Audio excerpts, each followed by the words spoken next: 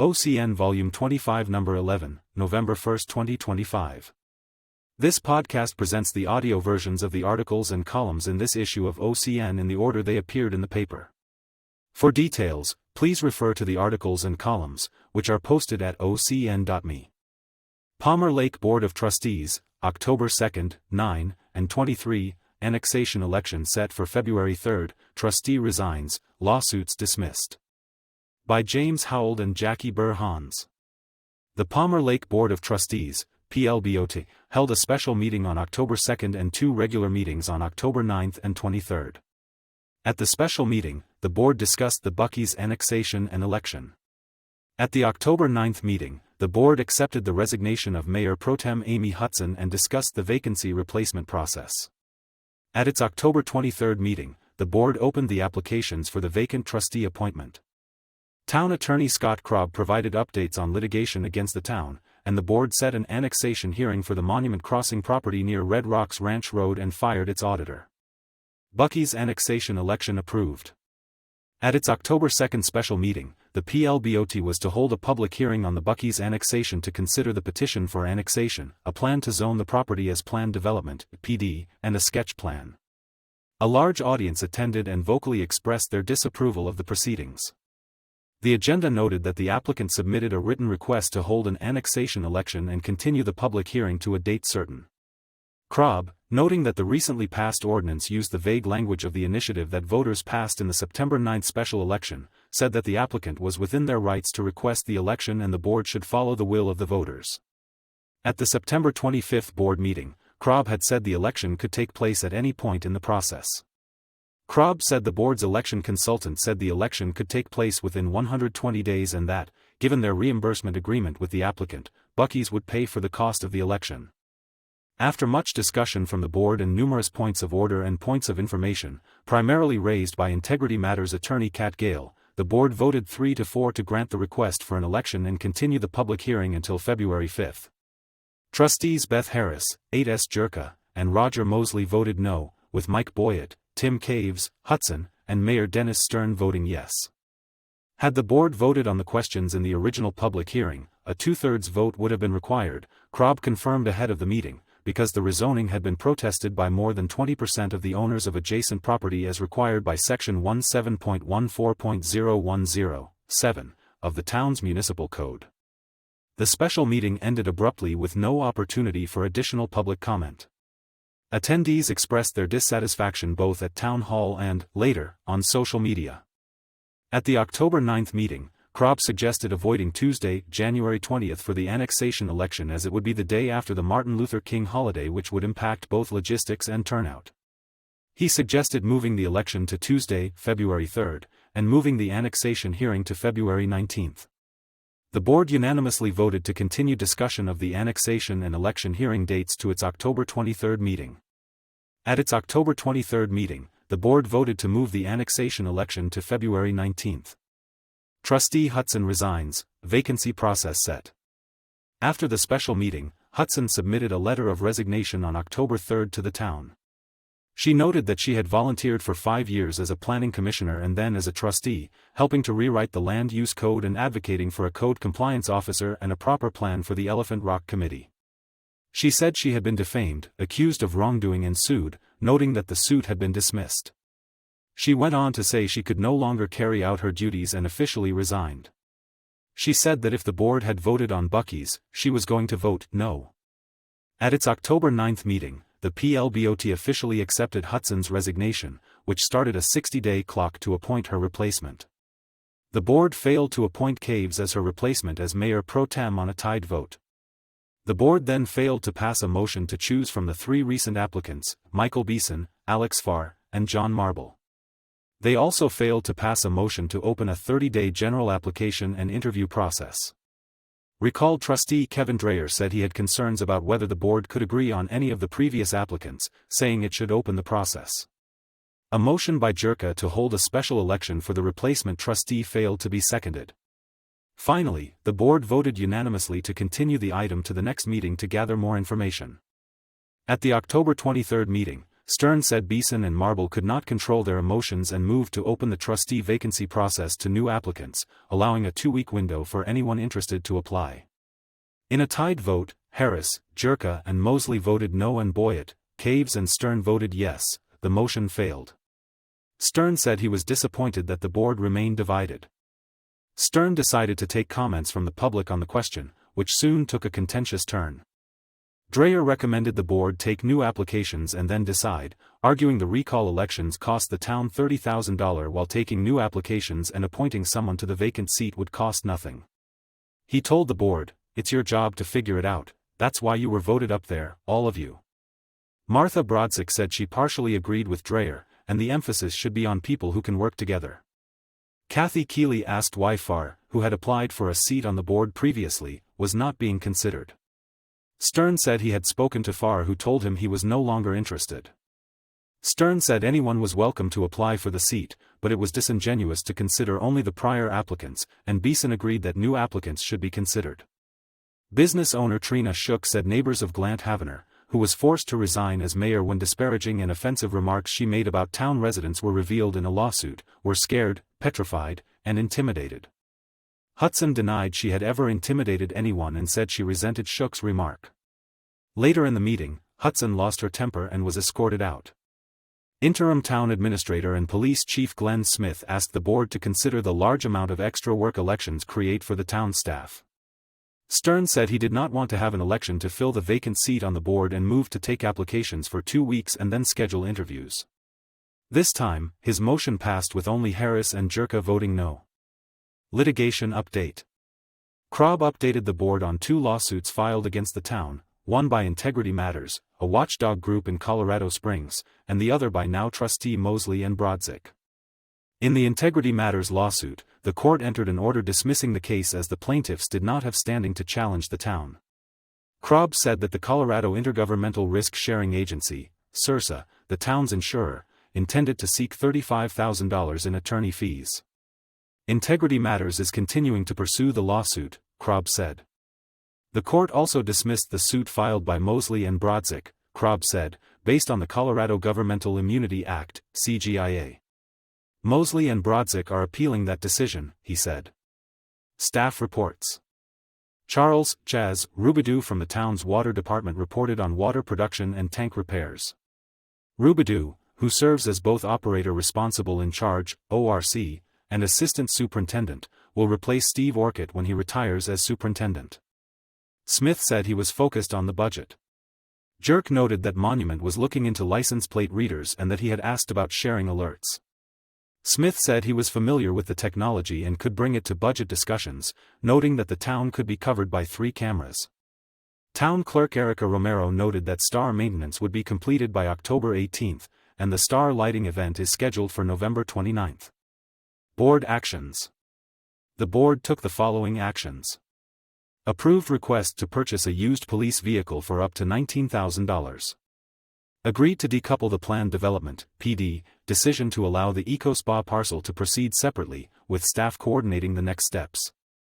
Received the proposed draft 2026 budget and set the budget hearing for November 13 to include amending the current budget as needed. Public comments. At its October 9 meeting, the board heard comments from several attendees. Jerka and Kelly Curry urged accountability for public officials, citing the Code of Conduct, and requested that Planning Commission Chair Charlie Eilenfeld and Trustee Caves step down. Resident Matt Stephen asked that the town keep the restrooms by the pickleball courts open during the winter. Smith said he would look into it. Monument Crossing annexation considered. At the October 23 meeting, the board took up Resolution 63/2025, which initiates annexation proceedings for a property at the south corner of the intersection of Highway 105 and Red Rock Ranch Drive. The resolution also sets a date for a hearing to determine eligibility for annexation. The property is owned by Jim Byers. Krob told the board that the town has received the annexation petition, and a hearing to determine eligibility must be set within 60 to 90 days. Mosley said the board did not have to hold an eligibility hearing. Krob said state law requires an eligibility hearing to be held, but after that, the board has discretion. Mosley questioned invoices that GMS Incorporated, the town's consulting engineers, had submitted to the town regarding the Monument Crossing property, saying an applicant should not be assigning work to GMS. Hudson told the board that the annexation request was reviewed by the town's development review team, and the applicant would reimburse the town for work done by GMS. Smith added that town staff directed GMS, not the applicant. The board voted unanimously to approve the resolution and to set an eligibility hearing for December 11. Board fires auditor. Smith told the board that the town's recently hired auditing firm, P. Andrew Hall LLC, headquartered in Corpus Christi, Texas, had not met its deadline for auditing the town's 2024 finances, and he advised the board to sever its contract with the company. Smith said the state of Colorado was being accommodating regarding the overdue audit, but funds due to the town might be held by El Paso County until the required audit is complete. Smith said the auditing company was not responding to him. Krob pointed out that the town has not made any payment to the auditor, and he supported Smith's decision to sever the contract. The board voted unanimously to terminate P. Hall and to engage another auditor. Smith cautioned that the need to expedite the audit could make it more expensive. Executive session. The October 23 board meeting was preceded by an executive session to discuss personnel matters related to the recruitment process and qualifications for the position of town administrator, and to meet with the recruitment firm, SGR, assisting the town in that process. The next regular meeting is scheduled for November 13. There are no plans for a second meeting in November due to Thanksgiving. See the town's website at www.townofpalmerlake.com to confirm times and dates of board meetings and workshops. Meetings are typically held on the second and fourth Thursdays of the month at the town hall. Information: 71948122953. James Howell can be reached at jameshowell@ocn.me. Jackie Burhans can be reached at jackieburhans@ocn.me. Buc-ee's Resistance, October 14. Coalition comes together to stop Buc-ee's. By James Howell. A crowd of 50 or more met at the Woodmoor Barn October 14 to hear speeches and progress reports from a coalition of grassroots groups working to prevent the construction of a Buc-ee's travel center at the southwestern intersection of I-25 and County Line Road. The audience heard from Sean Sawyer of Tri-Lakes Preservation Incorporated, TPI, Palmer Lake residents Gene Calesti and David Parks, Matt Beverly of TPI, Monument Town Council member Steve King, water expert Roy Martinez, attorney Kat Gale representing Integrity Matters, and Eric Z's. Sawyer sums up recalls and ballot initiative. Sawyer pointed out that, as a nonprofit, TPI was not allowed to directly participate in the recent recalls of Palmer Lake trustees Shauna Ball and Kevin Dreyer. He noted that the ballot initiative to put all annexation requests to the voters of Palmer Lake received more votes than the recalls did. Sawyer said he believed Palmer Lake Town Attorney Scott Krob was pushing a pro-Buc-ee's agenda at the October 9 meeting of the Palmer Lake Board of Trustees. Sawyer gave the crowd a summary of the fundraising done by TPI to oppose the Buc-ee's Travel Center. TPI received about $24,000 in donations and spent $18,000, leaving just over $6,000 in cash on hand. TPI owes Integrity Matters $5,000 for legal work, Sawyer said. TPI spent $7,700 on advertising and $3,000 on events, Sawyer said. He thanked Monument Restaurant Jarrito Loco for hosting a fundraising event. Calesti launches new recall. Calesti said forms to recall Palmer Lake trustee Tim Caves had been filed, rejected by the Palmer Lake town clerk, corrected, and resubmitted. He said he was supporting the effort to recall Caves. He faulted Caves for his disparaging remarks to John Marble and Michael Beeson at the last Palmer Lake Board of Trustees meeting. Marble ran for a seat on the Palmer Lake Board during the recall of Ball and Dreyer. Beeson currently serves on the Palmer Lake Planning Commission and applied for a seat on the Palmer Lake Board during the recent recalls. Parks focuses on undecided voters. Park said he believed many Palmer Lake voters have made up their minds regarding the travel center, but others are just hiding. He argued an Old Boys Club was still in place on the Palmer Lake Board of Trustees, PLBOT, and asked opponents of Buc-ee's to listen to the concerns of undecided voters in a neighborly way and try to persuade them of the negative impacts through respectful conversations. He suggested throwing a funeral party for Palmer Lake to get media attention. Beverly faults Palmer Lake Board. Beverly argued the PLBOT erred in their vote on October 2 to follow the ordinance requiring annexations to be put before the voters because it was not in effect until the end of October. Palmer Lake Town Attorney Scott Krob gave the board advice that favored Buc-ee's, Beverly said. By asking the PLBOT to hold the annexation election before its vote on the annexation, Buc-ee's was delaying a final decision in hopes of gaining time to pressure board members, he said. Crazy. King pointed out that Palmer Lake is a statutory town, which means its actions are bound by state law. He said state law requires a property to be annexed first and then zoned within 90 days. Applicants typically include zoning issues in an annexation agreement, King said, so that the applicant gets the zoning they prefer.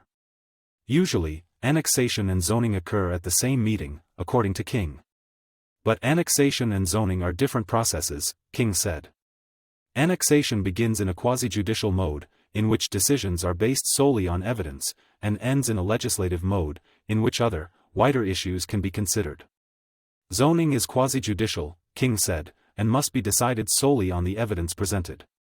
Wrapping this up in one vote when it hasn't gone through this process is crazy as far as I'm concerned, King said. Center expected to consume a large volume of water. Martinez said the Buc-ee's Travel Center is projected to consume 13.6 million gallons of water per year, about 30% of Palmer Lake's water supply. He noted that the aquifer the town relies on is declining by about 17 feet per year. One of the town's wells produced 400 gallons per minute in 2001, it now produces 240 gallons per minute, a 40% decrease. Martinez pointed out three costs the Buc-ee's proposal will require the town to pay as the aquifer the town relies on depletes. Drilling costs for future wells. Radium mitigation costs. Costs to acquire renewable surface water rights which will be needed to replace decreasing groundwater supplies. Lawsuit dismissed. Gale told the crowd that the lawsuit Integrity Matters had filed against the town, alleging constitutional violations and open meetings violations, had been dismissed on a technicality, but Integrity Matters was working on a motion to reconsider. She counted as victories on the open meetings the fact that the town has improved its sound system and provided a monitor so those outside the town hall can see the presentations. Tim Cave's recall underway. Z said he and his wife, Angie, were working to recall a third Palmer Lake trustee, Tim Caves. 203 signatures are required on a petition to recall Caves, according to Z's. James Howell can be reached at jameshowell@ocn.me. Lewis Palmer D38 Board of Education, October 20, Monument Academy Annual Report, Home School Enrichment Academy, and Transitions Program Update. By Harriet Halbig. The Lewis Palmer D38 Board of Education received the annual report of the district's charter school, Monument Academy, discussed a timeline and options for location of the Home School Enrichment Academy and Transitions programs, and recognized principals, business officials and former Superintendent Ted Bauman at its October 20 meeting. Monument Academy Annual Report. Monument Academy Executive Director Colin Vinchattel reported on test scores and activities at both the West, Elementary, and East, Secondary, campuses of the school. Vinchattel referred to the school website for the school mission statement and said that while participation in Colorado Measurement of Academic Success, CMAS, was low, alternative test results indicated that schools at both levels performed above average. He reported on test scores in various subjects at all levels. Please refer to board docs for detailed information by going to lewispalmer.org, Board of Education, Board Docs. MA began offering a homeschool enrichment program last year with 32 students. Participation has doubled this year. MA was recognized as a national showcase school on the middle school level for the Capturing Kids' Hearts program. At the middle school level, MA offers a high-performance program for students whose participation in athletics or drama impacts their ability to attend regular classes. This program exposes them to regular school experiences when possible. The rate of teacher retention is high. Chief Financial Officer Glenn Gustafson reported on MA financial activities in the last year. MA restructured its finances, including the hiring of a new finance director, Laura Polan.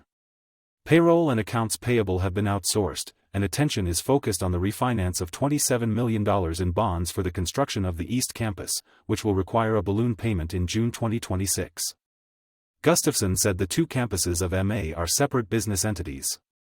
In response to a question, he said that a bond issued by a school district will be serviced by taxpayers, while a bond issued by a charter school must be serviced by school revenues.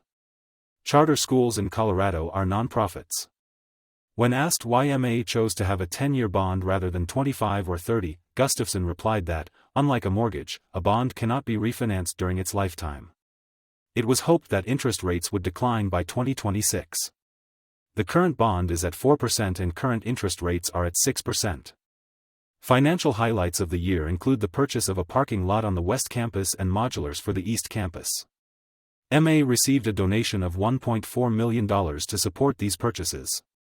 The school received an IRS employee retention tax credit of $2.3 million.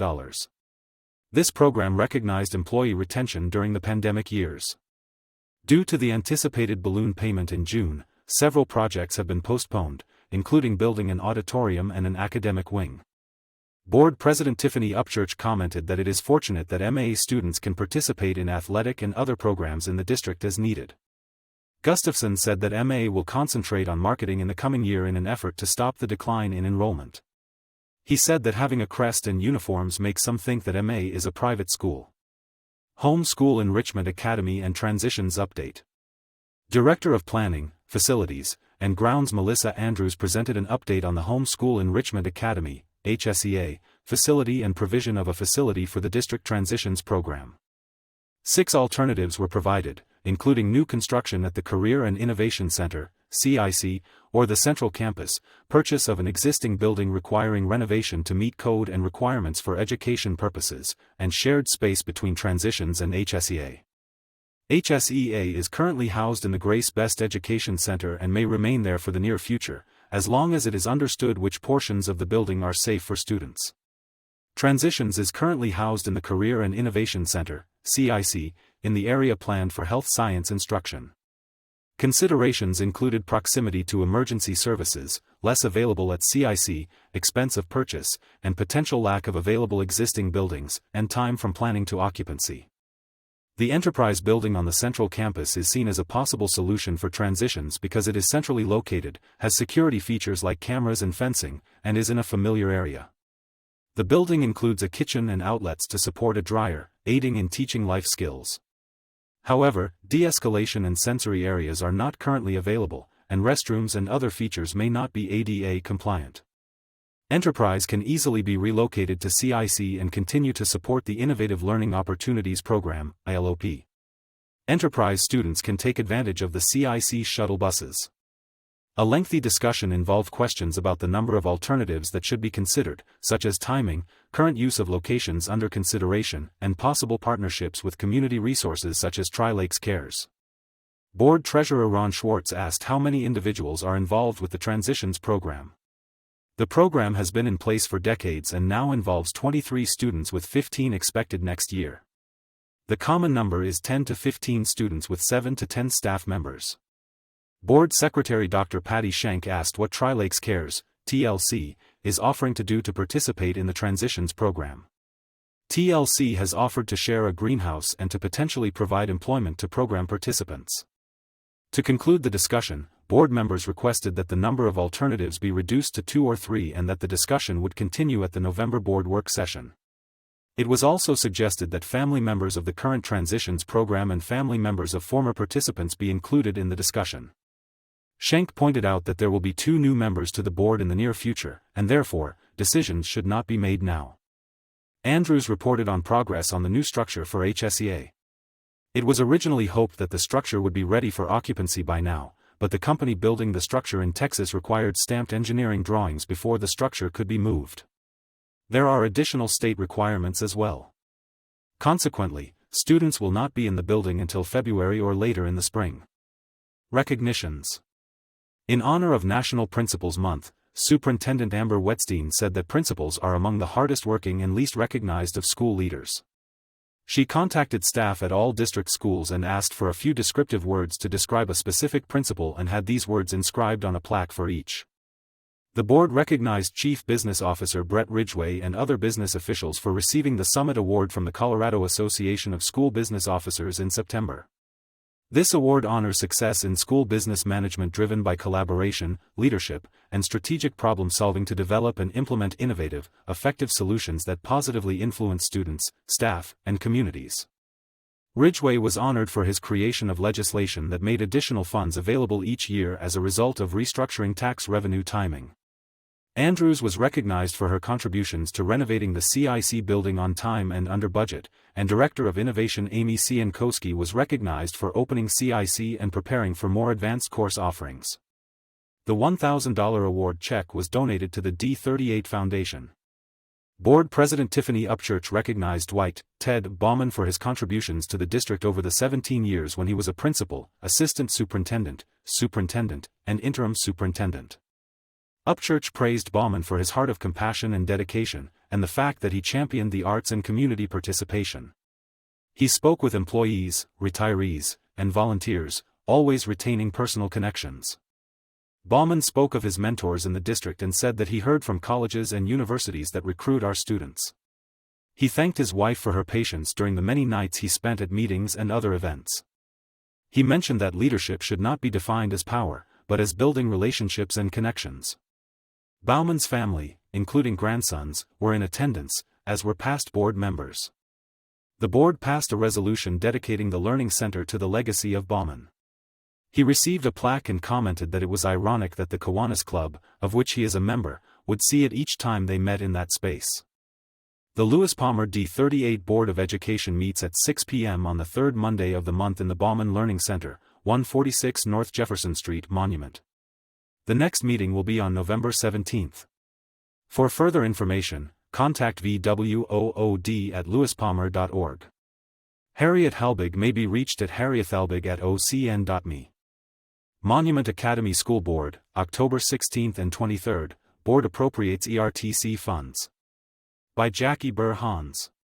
The Monument Academy, M.A., School Board met twice in October to appropriate money from the Employee Retention Tax Credit, ERTC, funds it received. Spotlight Finance Director Laura Polan, hear the October count report, and revise policies.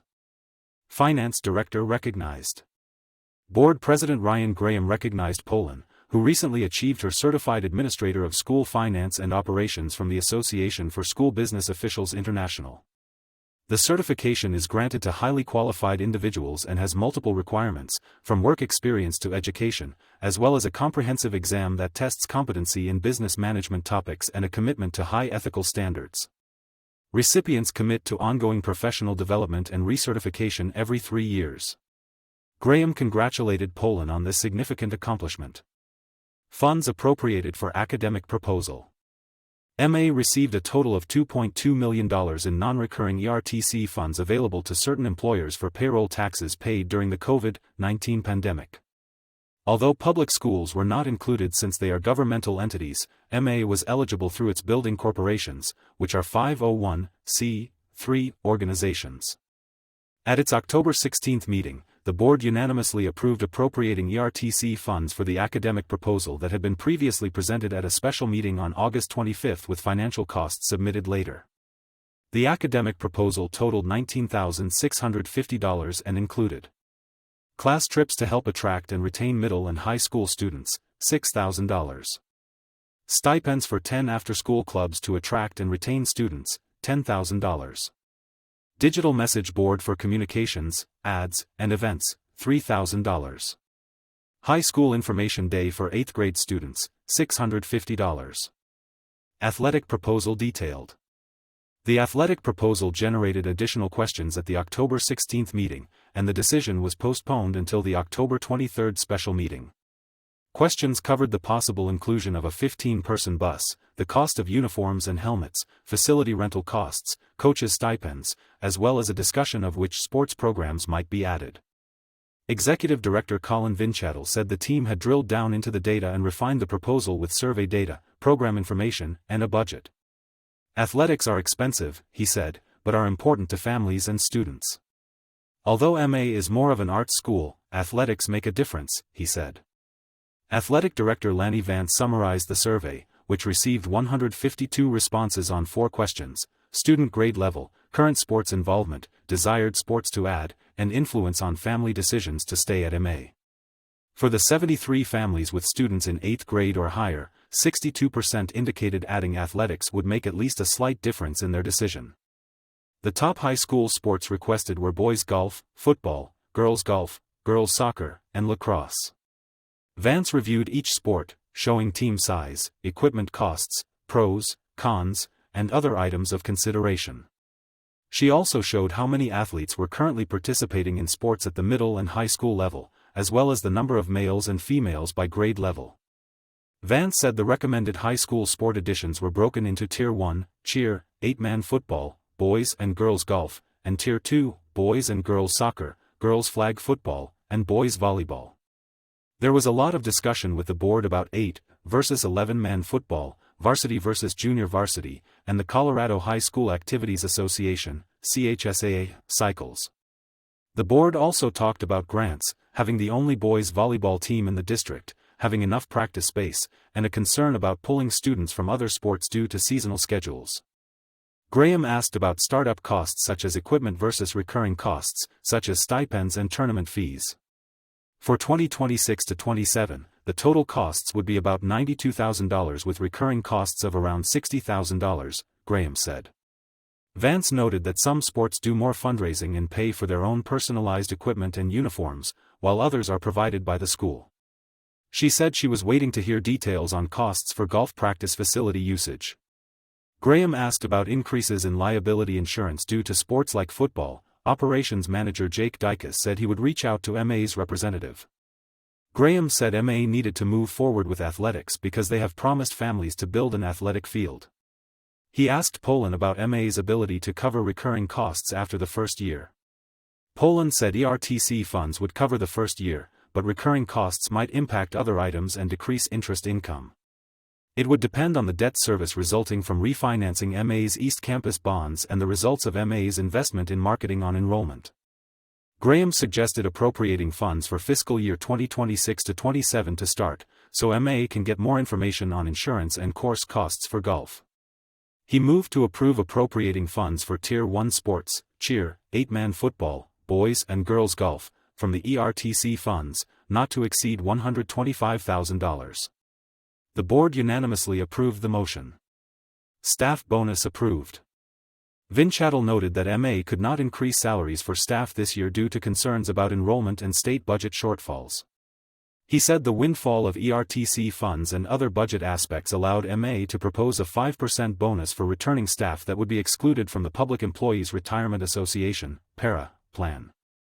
Graham noted that Vinchattel had asked to be excluded from the bonus but proposed that he be included.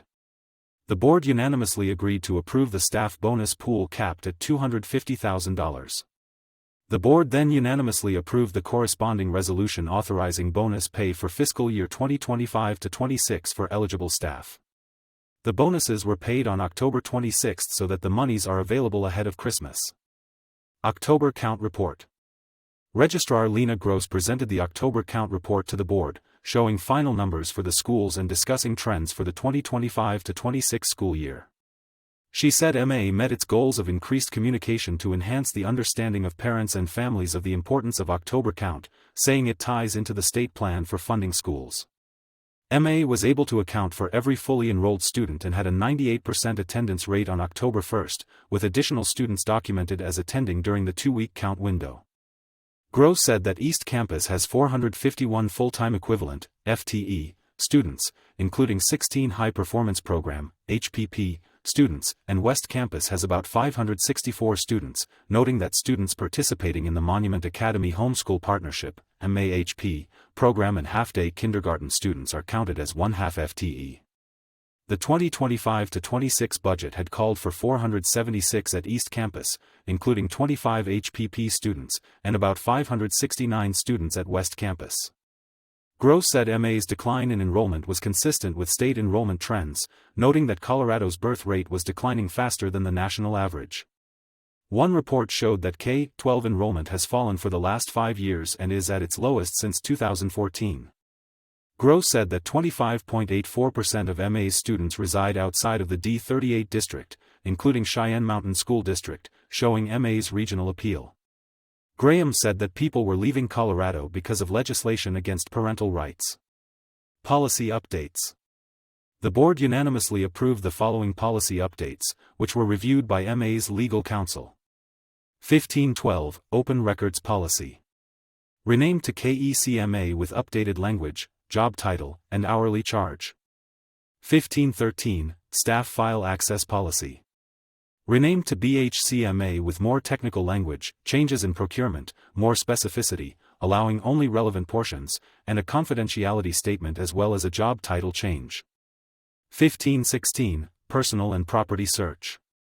Renamed to JHSMA with updated language on cell phones, interrogation by law enforcement, and notification of parents. Parts C2 and C3 were combined. 1529, Non-Smokable Marijuana Administration. Renamed to JLCDBMA with updated technical language and a change to the role of the school nurse. Board member Jalinda Digert noted that non-smokable marijuana is not kept on school grounds, so a parent or medical professional would come to campus to administer the substance. 1530, Parent Notification of Alleged Criminal Conduct by a School Employee.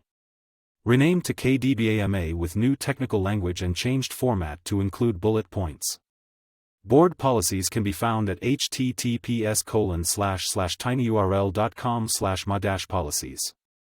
Highlights. Board meeting highlights include: Executive Director Vinchattel reported on homecoming, concerts, athletics, and parent-teacher conferences, along with updates on Phase 2 expansion of East Campus. Finance Director Poland reviewed the August financials by school and fund and said MA has final audit papers that it will present next month to D38. She said MA is waiting for a meeting with S&P to get its financial rating. Curriculum. Vice President Lindsay Clinton combined the report for both the East and West Campus, which had a similar agenda. The committees reviewed board policies, examined proposed edits to the core curriculum and rubric, and discussed pacing, scope and sequence, supplemental curriculum requests, and field trip evaluations. Student Accountability and Advisory Committee, SAAC, West.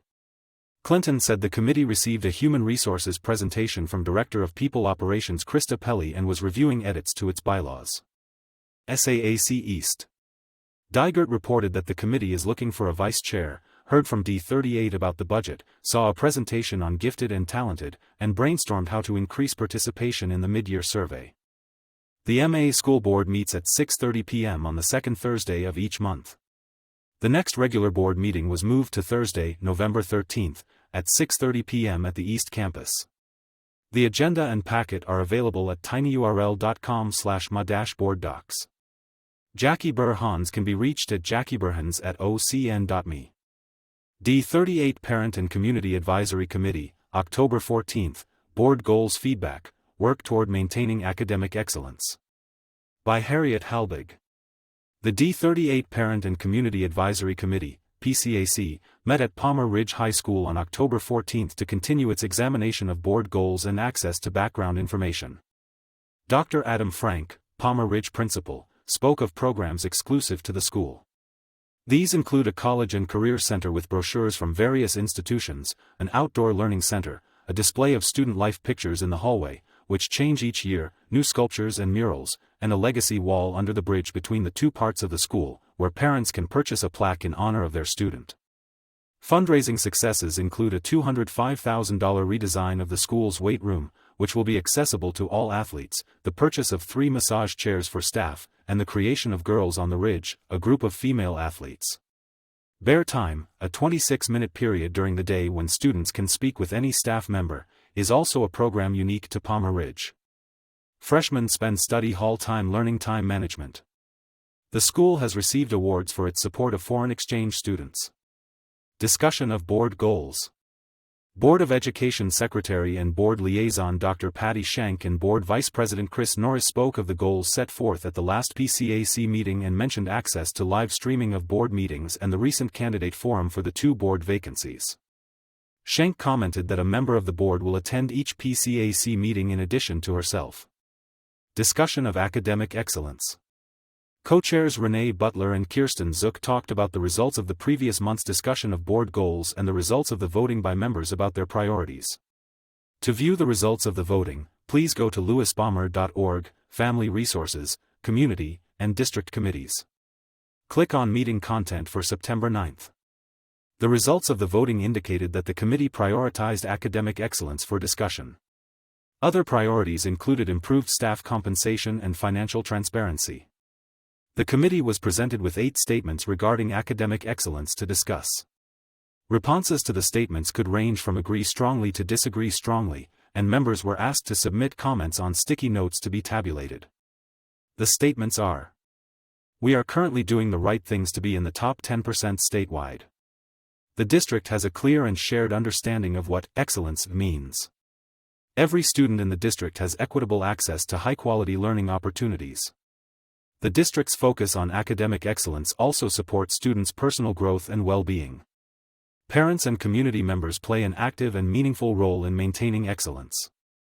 I feel informed and empowered to contribute to the district's ongoing success. The district encourages innovation while maintaining strong academic foundations. The district effectively uses data and feedback to drive continuous improvement. Committee members were reminded to maintain a positive attitude during discussion and listen attentively to one another. They were asked to submit a comment about whether the statements were true and offer examples to demonstrate their opinion. The comments were collected to be tabulated with the results to be discussed at the November meeting. Committee reports. Special Education Family Liaison Michelle Ney spoke on behalf of the Special Education Advisory Committee. She said that the committee had discussed the parent survey from last year and decided to conduct its meetings virtually to improve attendance. They also discussed the transition process between elementary and middle school to high school. Gordon Reichel of the Financial Transparency Committee said the panel is seeking members and welcomes comments and feedback from stakeholders. The Lewis Palmer D38 Parent and Community Advisory Committee meets 6 times per year, usually on the second Tuesday of the month. Locations vary. The November meeting will be held at 6 p.m. on November 18th, date changed due to Veterans Day on the 11th, at Monument Academy West Campus, 1150 Village Ridge PT. A school tour will be conducted at 5:30. For information, please contact tmckee@lewispalmer.org. Harriet Halbig may be reached at harriethalbig@ocn.me. Monument Town Council, October 6th and 20th, Retiring Facilities Superintendent Ron Rathburn recognized. By Marlene Brown. At the October 6th meeting, the Monument Town Council, MTC, recognized Retiring Facilities Superintendent Ron Rathburn.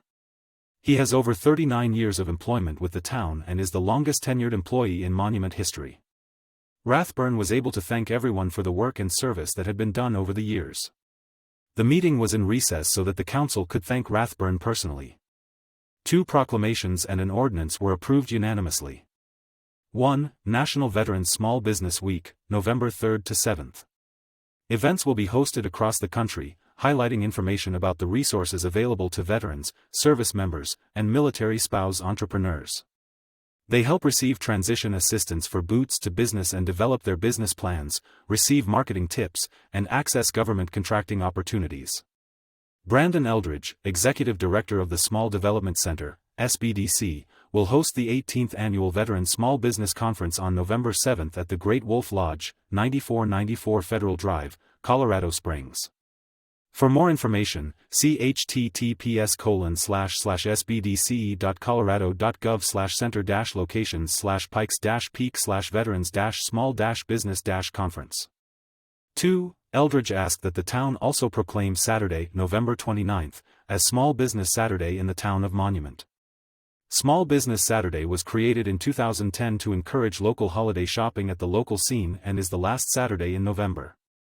3. Ordinance Number 17/2025, corrected per Ordinance October 20, 25, approving a real property transfer from El Paso County and entering into an intergovernmental agreement, IGA, accepting obligations regarding first and IGA regarding compliance and stewardship of certain parcels of the new Santa Fe Regional Trail. The county owns and maintains the new Santa Fe Trail between Baptist Road and the town of Monument. There has been a request by the adjacent owner of parcel number 71260000024 for 2 crossings of the trail to service the Santa Fe Park development, 2 vehicle crossings, and 2 pedestrian crossings. Approval to modify the regional trail must come from the National Park Service, the county, and the town, so it needs an IGA regarding compliance and stewardship of certain parcels of the new Santa Fe Trail. Mayor Mitch LaKind and Council Member Chad Smith were appointed to the Economic Development Committee. John Howe spoke to the council during public comments. He thanked the town and its staff for their support regarding the book he and Michael Weinfeld wrote about the history of Monument Cemetery, and they have been giving presentations to several groups in the area. 8S Jerka of the town of Palmer Lake thanked the council for its support of Palmer Lake during the Buc-ee's negotiations. After several comments by the council members, the council moved into an executive session regarding the town manager's employment contract. The executive session lasted 2 hours, and the meeting was adjourned at 10:34 p.m. At the regular town council meeting on October 20th, the town engineer proposed to update to the Public Works and Engineering Department manual to reflect new street design details. Monument has been using Colorado Springs criteria for the design of streets. The new manual will take about 6 months to produce and will reflect the 2025 budget and reviewed and use 2026. The council approved the update unanimously, 7-0. A second resolution requested a new design for the Public Works site building provided by the town engineer.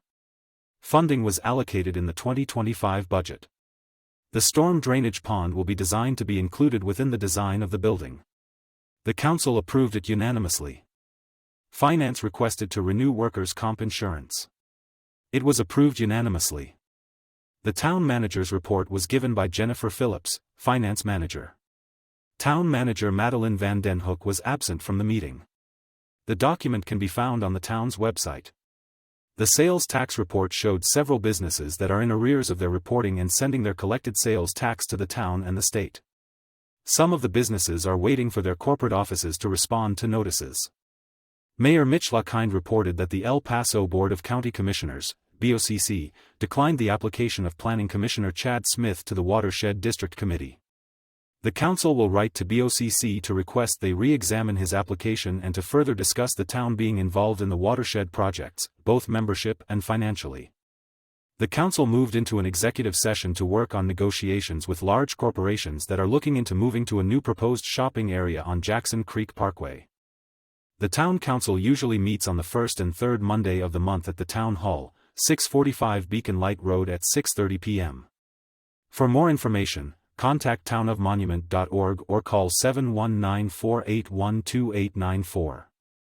Marlene Brown can be reached at marlenebrown@ocn.me. Monument Planning Commission, October 8, Commission recommends approval of Legacy at Jackson Landing Project. By Janet Sellers. The October 8 meeting of the Monument Planning Commission focused primarily on the public hearing and review of the Legacy at Jackson Landing Development Project. This major commercial development is located at the southwest corner of Blevins Buckle Trail and Jackson Creek Parkway, adjacent to the Monument Marketplace and near I-25. The project involves approval requests for both preliminary and final planned unit developments, PUDs, and plats covering about 30 acres, with Phase 1 covering 18 acres. The development team, including Legacy Development Partners and Kimley Horn Associates, presented a comprehensive plan to create a regional shopping destination anchored by a large national retailer, complemented by mid-box retailers, inline shops, and extensive infrastructure improvements. Key aspects of the project include site layout, transportation and circulation enhancements, landscaping, lighting that respects dark sky standards, utility connections, and architectural design that aligns with Monument's western mountain environment. Staff and commissioners discussed the project's compliance with the town's comprehensive plan, zoning regulations, stormwater management, trail integration, pedestrian access, parking, and safety features. Public feedback was solicited, with some residents expressing concerns about potential building heights and impacts on neighborhood views and lighting. The Planning Commission asked detailed questions about utilities, traffic flow, trail design, lighting standards, and future phases of the development. The development proposal includes significant transportation improvements such as expanded access, dual left-turn lanes to increase capacity, and a truck route that reduces traffic conflicts. Trails and open space enhancements feature a greenway, new sidewalk connections, and a trail encircling the stormwater detention pond. Water and sewer services are already available with adequate capacity confirmed by the Triview Metropolitan District. Community feedback from a June meeting was generally positive and resulted in strengthened pedestrian connections.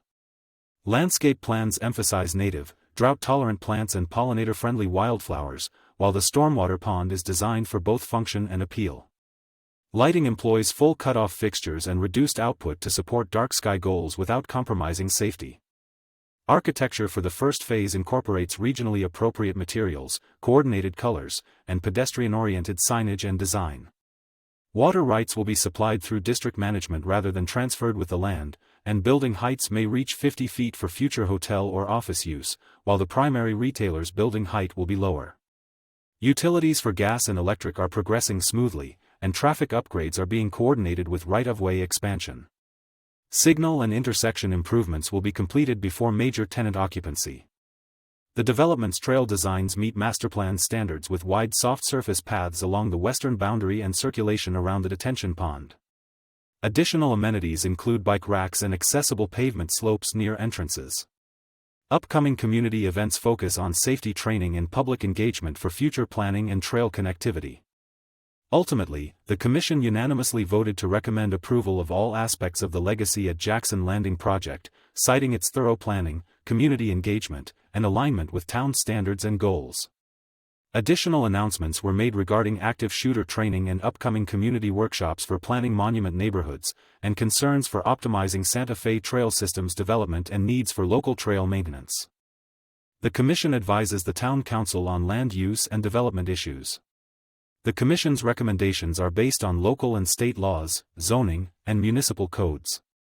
The Planning Commission usually meets on the second Wednesday of each month. The next meeting is scheduled for November 12. For further information on Commission meetings, please visit www.townofmonument.org/263/Planning Commission Commission Board of Adjustment or contact 719-884-8028. A recording with a transcript of each meeting is also available. Janet Sellers can be reached at janetsellers@ocn.me. Monument Fire District, October 22, 2026 Draft Budget presented, Chief's retirement announced. By Natalie Barsh. At the Tri-Lakes Monument Fire Protection District, TLMFPD, DBA Monument Fire District, MFD, meeting on October 22, the board received the 2026 draft budget. During the budget presentation, Fire Chief Andy Kovacs announced his plan to retire at the end of 2026. The board also received several updates on the district's future plans and fire station projects. The board held an executive session pursuant to Colorado Revised Statute Section 24-6-402(4)(e) to determine positions relative to matters that may be subject to negotiations, and to instruct negotiators relating to labor negotiations. Legal counsel Maureen Uran attended the meeting via Microsoft Teams. Secretary Dwayne Garrett attended via Microsoft Teams. 2026 Draft Budget Presentation. Kovacs said the delay in receiving the 2024 audits and financial reports for MFD and Donald Westcott Fire Protection District from CBIZ caused a one-month delay in presenting the 2026 draft budget. The district is expecting a total revenue budget of about $24 million, about $19 million from property taxes, with no change to the existing mill levy set at 18.4 mills, and an operations expense budget of $21.794 million. Kovacs highlighted the following. Annual cardiac and cancer screening for employees. A 2.5% cost of living allowance increase. A workers' compensation increase of $25,000 for a total of $350,000. A 1% increase to the matching contributions for the 457 plans for a total of 3%. The district hired a new auditor, resulting in a cost savings of $7,550 for 2026, and a sales tax study and the cost to search for a fire chief replacement are included in the budget, said Kovacs. A public hearing on the proposed 2026 budget is scheduled for the November 12 board meeting. Neighboring district relationships. Black Forest Fire Rescue Protection District, BFFRPD, Chair Kirsten Tarvanen thanked Kovacs for helping the BFFRPD board members during the fire chief hiring process. Note, the BFFRPD Board of Directors hired former Colorado Springs Fire Department/interim BFFRPD Battalion Chief David Rocco as the permanent fire chief in October. Kovacs said the proposed 2026 budget includes a feasibility study to explore the possibility of a merger with BFFRPD, with each district contributing to half the cost. As part of a closest unit response agreement over the past 2 years, the district has responded to the BFFRPD area of responsibility more often than anticipated. In 2026, a more equal shared response will be pursued, said Kovacs. Financial update. Treasurer Tom Kelly said the district was at 75% of the total budget year to date as of September 30th, and presented the following. The combined overall revenue received year to date was about $21.370 million, and 88.1% of the 2025 income projected annual revenue set at about $24.235 million. Overall expenses year to date were about $13.726 million, and 73.1% of the projected expense budget set at about $18.764 million. The district had about $21.615 million in total checking/savings, about $13.537 million in operations/general fund. The balance will reduce significantly over the next 6 months before the property taxes are received in March 2026. Kelly said the district had received 99.5% of the property taxes for 2025 and about $17.929 million year-to-date of the projected annual revenue of about $18 million. All 23 electronic transactions were appropriate and within budget, Kelly said, and of note were $9,069, OZ Architects FS3/Training Center. $389,573, Flintco LLC, Administrative Office Remodel. $13,280, Capital Construction FS5 Water Heater/Plumbing Repairs. $153,629, Kaiser Permanente Health Insurance. $8,917, Wex Bank Incorporated Fleet Fuel. The board unanimously accepted the financial report as presented. Wildland deployment. Vice President John Hildebrandt requested a profit and loss analysis of the Wildland deployment program and revenue, and said that when all the expenses and backfill overtime is taken into consideration, it may not be as lucrative as it looks, but there is an opportunity for the firefighters to work harder, obtain additional overtime pay, and gain wildland experience for the district. Kovacs said there has been a philosophy that wildland deployment generates revenue, and when you look at the profit and loss, it looks like the district's wildland deployment made $87,000 in 2025, but it really is cost neutral when associated expenses such as food, fuel, lodging, car rentals, flights, repair and maintenance of the apparatus is factored into the profit. The intent is not to make money but to provide staff with expertise and knowledge should a wildland fire occur within the district. Director Tim De Leon asked if the district has data on the deployed staff's wildland qualifications gained during deployment and individual task book maintenance. Kovacs said that during the accreditation process, a recommendation was made to evaluate the successes of wildland deployments and determine better ways to make the program more robust. Accreditation Manager Victoria Slater will evaluate the wildland program to meet the accreditation team's recommendation. Chipping success. Director Andre Mouton thanked the district for supplying a second chipping crew to the neighborhood between Kings Deer and Arrowwood Drive and helping the annual chipping event close by noon.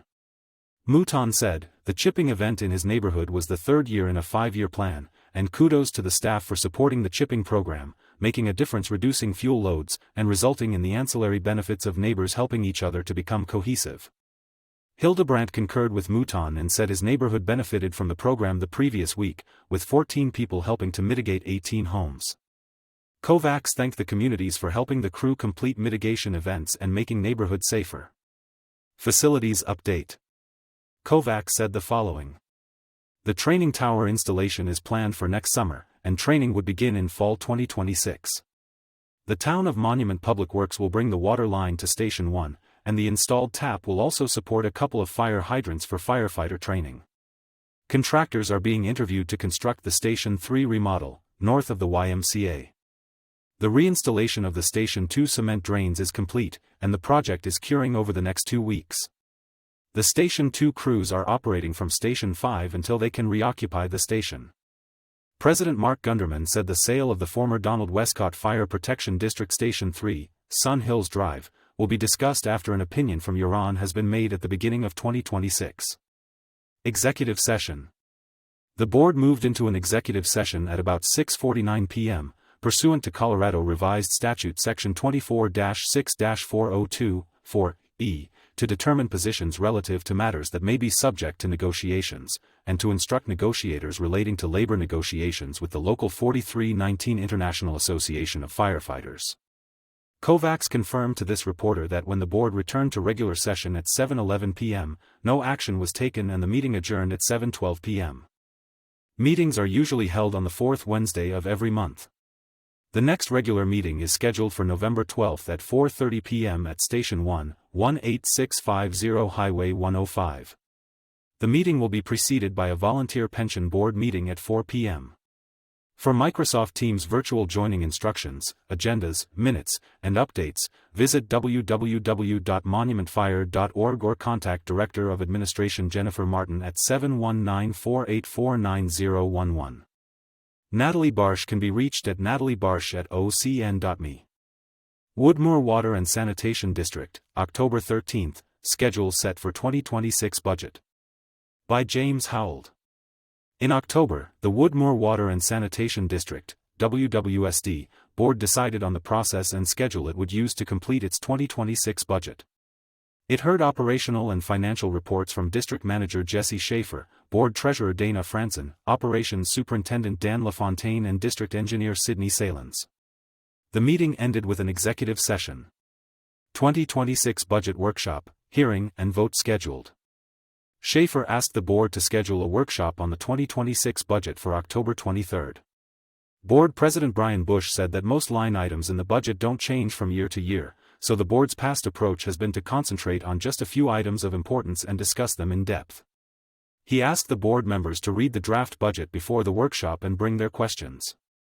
The board scheduled the workshop as Schaefer recommended. Schaefer asked the board to schedule public hearings on the budget and on possible rate increases at its meeting in November, and to hold a vote on the completed budget and rates at its December meeting. To comply with deadlines set by the state, the board rescheduled its November meeting to Monday, November 17, at 1 p.m. and its December meeting to Monday, December 15, at 1 p.m. Financial and operational reports. In his review of September's finances, Franson noted that receivables were down, but everything else was as expected.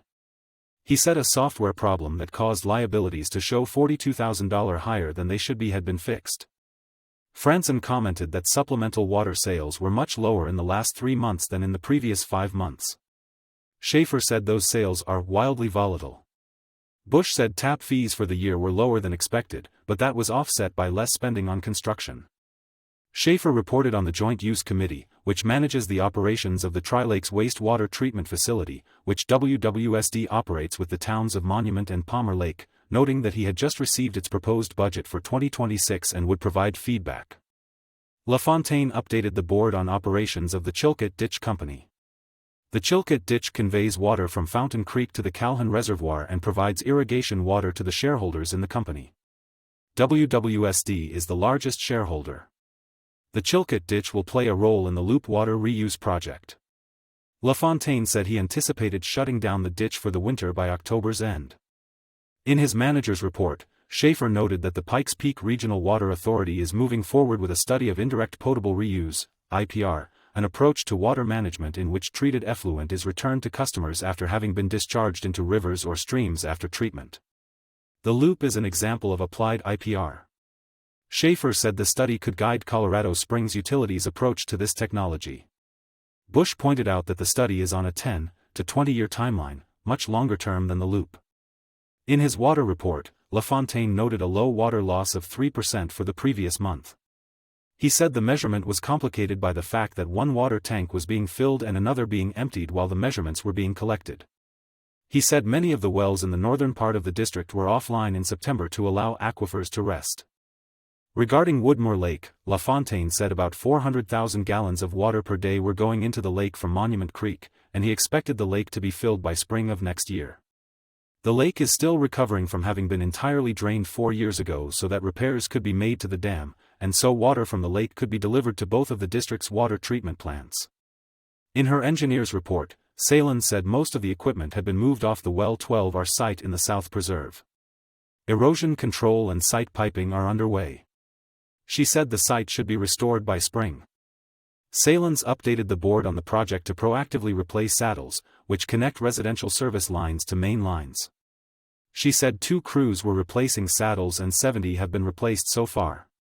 LaFontaine commented that many of the saddles are 40 years old and so badly degraded that they are only being held in place by the soil. Salin said the Monument Ridge East development, east of I-25 and south of County Line Road, was moving forward with its first filing for 37 single-family residences. Executive Session. The meeting ended with an executive session for the board to receive legal counsel regarding potential agreements with the Loop Water Authority and Tallgrass Colorado Municipal Water LLC and Atlantica Sustainable Infrastructure. No action was taken following the executive session. The next meeting is on November 17 at 1 p.m. Meetings are usually held on the second Monday of each month at 1 p.m. at the district office at 1845 Woodmoor Drive. Please see www.woodmoorwater.com or call 719-488-2525 to verify meeting times and locations. James Howell can be reached at jameshowell@ocn.me. Monument Sanitation District, October 15, Draft of 2026 Budget Reviewed. By Jackie Burhans and James Howell. The Monument Sanitation District, MSD, Board met in October to review a draft of its 2026 budget. It also voted on a resolution authorizing the El Paso County Treasurer to collect MSD's delinquent accounts. District Manager Mark Parker updated the board on the work that the county has planned for Beacon Light Road. Budget process begins. Parker presented the board with a draft of the district's 2026 budget. He focused on the differences with the 2025 budget, noting, "A change in janitorial companies led to a reduction of a few $100s in that line item to $3,500. Parker used a cost of living adjustment, COLA, of 2.7% to calculate wage increases. Money for merit raises was included." Director Shannon Clark noted that the previous year's budget included 2 rounds of PFAS testing that had been budgeted but not performed. PFAS chemicals are sometimes referred to as forever chemicals because they break down very slowly. They are associated with many health issues, such as increased risk of kidney cancer. Parker said the 2026 budget anticipated lower revenue from tap fees due to some building projects being delayed. He said he estimated expenses high and income low to avoid amending the proposed budget. Clark noted a decrease in postal costs due to the district's successful implementation of online billing. Parker added that office supplies were reduced by half in the 2026 budget for the same reason. Parker told the board a final version of the budget would be available to vote on at its December meeting. Delinquent accounts go to Treasurer for collection. The board voted unanimously to approve Resolution 10152025-1, which authorizes the county treasurer to collect MSD's delinquent accounts as part of its collection of property taxes. The cost of collection will be added to the amount due. Parker estimated there are 22 delinquent accounts. Beacon Light Road work begins. Parker told the board that regular meetings on Beacon Light Road work had begun, with participation by MSD, the county, engineering firm Kimley Horn, and the town of Monument. GMS Incorporated, MSD's consulting engineers, will also attend the meetings, Parker said, to ensure the changes meet MSD's requirements. Monument Sanitation District meetings are held at 9 a.m. on the third Wednesday of the month in the District Conference Room at 132nd Street, Monument. The next regular meeting is scheduled for November 19. See monumentsanitationdistrict.org. For a district service map, see www.monumentsanitationdistrict.org/district-map. For information, 719-481-4886. Jackie Burhans can be reached at jackieburhans@ocn.me. James Howell can be reached at jameshowell@ocn.me. Donala Water and Sanitation District, October 9, 2026 Budget Planning. By James Howell and Jackie Burhans. The Donala Water and Sanitation District, DWSD, Board met in October to hear more on the proposed 2026 budget from Acting General Manager Christina Hawker. Hawker also covered the district's finances for September. The board voted to give a paid day off to staff who participated in the district's open house on September 25. The board heard operational reports and ended with 4 executive sessions, each of which was held separately because each required different attendees. Proposed 2026 budget. Hawker gave the board a high-level summary of the proposed 2026 budget that she first presented at the September board meeting. The proposed budget puts operating revenue at $6.8 million and estimates water sales will be 5% lower than in 2025. $4 million in non-operating revenue is anticipated, including tap fees from the urban landing development and 50 homes that will be built near the Big R Store proposed site just north of the intersection of Spanish Bit Drive and Struthers Road. Hawker estimated total revenue at just over $11 million, factoring in a 5% rate increase for water and sewer service. On the expense side, Hawker estimated operating expenses would be 5.4% higher than in 2025 due to increased electrical costs and general inflation. She said she had budgeted for DWSD to receive its full allotment of water from Colorado Springs Utilities, CSU, even though it typically does not use that entire amount. General and administrative expenses will increase by 4%, driven by a 17% increase in health and commercial insurance and a 3.5% increase in salary and wages. The proposed budget includes $1.6 million in capital costs for projects like the Loop, water tank rehabilitation, Well 9A, sewer system inspections, and securing the district's Laughlin water rights. She estimated total expenses would be $9 million, and the proposed budget would increase the district's reserves for future projects. Hawker said the board could discuss changes to the proposed budget at its meeting in November. The board's December meeting has been rescheduled to the 9th so that the board can have a final vote on the budget before December 15th, when the district must submit the final version of the budget to the state. Financial report. In her financial report, Hawker said revenue from water sales was a little short. The district is within 26% of meeting its revenue goals for the year. 52% remains on expenses, she said, adding she expects a larger bill from CSU in coming months because the district opened its water connection with CSU in September. There were no large unanticipated expenses in September, she said. Open house a success. Hawker said the open house DWSD held for its customers in September was successful. Customers liked learning about the district's operations and meeting staff. She said 72% of the attendees who took a survey to determine how they wanted to receive information from the district preferred email, 23% wanted a newsletter, and only 4% wanted the district to communicate through social media. Hawker commended Helen Melinda Lawrence of LRE Water for her hands-on presentation regarding well field management. As a gesture of appreciation to the DWSD staff who helped with the open house, Hawker proposed they receive a paid day off. The board agreed to Hawker's suggestion. Operational reports. In her acting general manager's report, Hawker discussed a court case that Parker Water and Sanitation District had taken first to the Water Division 1 Court and then to the Supreme Court of Colorado. Both courts upheld the decision of the state engineer that the statewide non-tributary groundwater rules impose a total volumetric limit on groundwater withdrawals over the lifetime of the well permit, and the state engineer can specify that limit in well permits. The decision imposes new record-keeping requirements on water districts to document they are not exceeding their water withdrawal limits. Hawker said LRE Water has been monitoring the case for DWSD and has advised the district that its current record-keeping and accounting practices mean DWSD should not have negative consequences from this ruling. Matt Posnanovic, of Hayes Posnanovic Corver LLC, the district's water attorney, said DWSD was well-positioned because it has strong data regarding well production. Hawker asked the board for direction regarding access to the district's Willow Creek Ranch property near Leadville. She said neighbors had recently requested access to the property so that they could walk to the adjoining national forest to go hunting, and that had been allowed in the past. She said the neighbors provided eyes and ears on the ranch, which is remote. She noted the district had some risks regarding liability to consider before granting access. Board President Wayne Vanderschwer proposed requiring a liability waiver from anyone accessing the ranch, to include prohibitions on fires and shooting. He said the board wanted to maintain the ranch in its current pristine condition.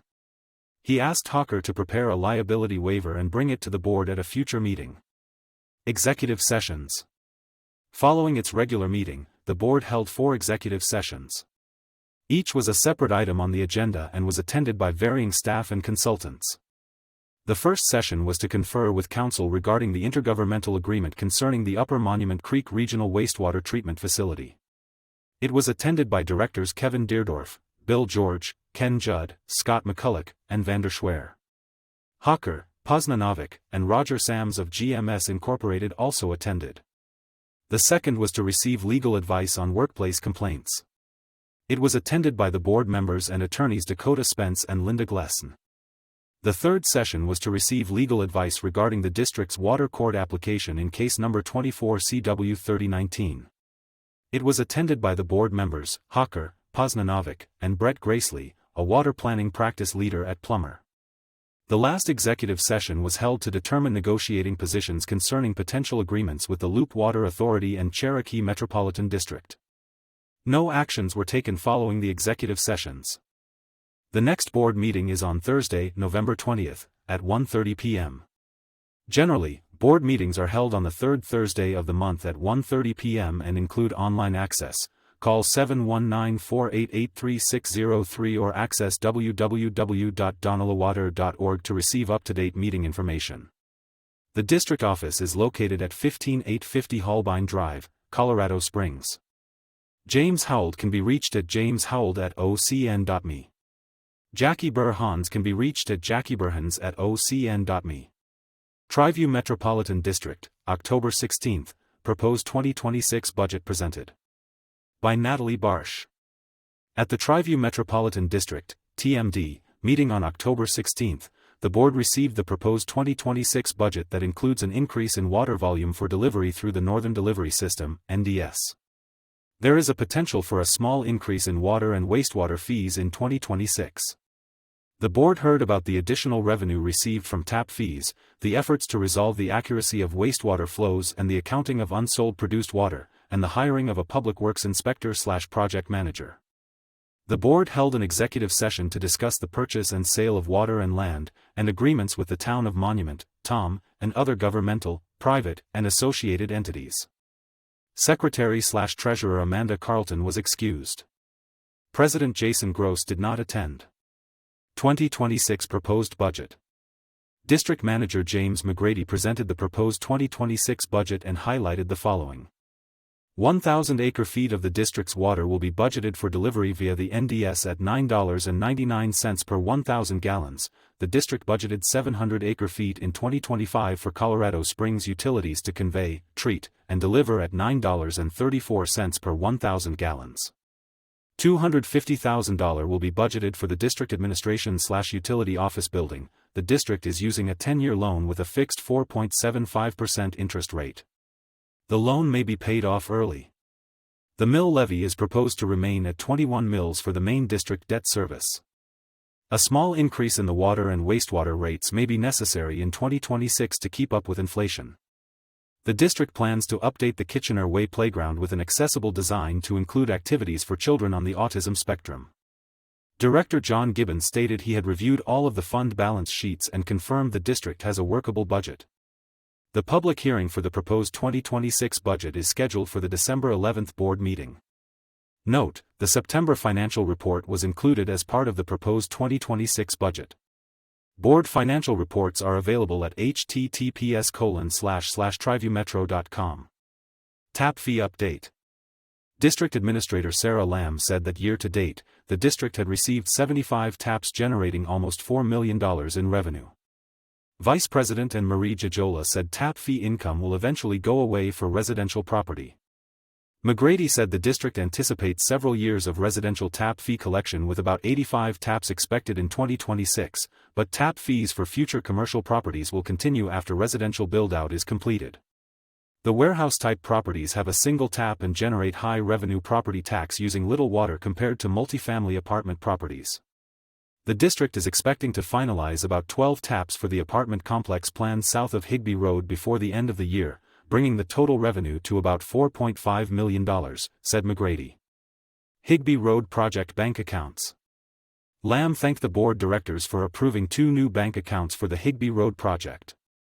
McGrady said the 2 new bank accounts, titled Higbee Road Project and Developer Agreement Fund, will provide transparency for billing purposes during the project and avoid any commingling of funds with the General Operations Fund.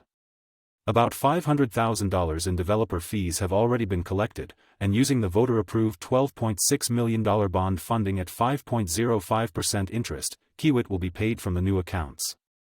Note, the $12.6 million bond was voter-approved on May 6 with 344 votes for and 230 votes against. For additional information about the project and updates, visit https://triviewhigbyroad.com. Water Operations Update. Water Treatment Superintendent Gary Potter said well A7 and well D7 need to be rehabilitated with new pumps in 2026, and costs will be included in the 2026 budget.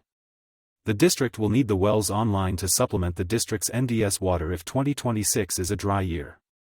The NDS produced 52% of the district's water in September, said Potter.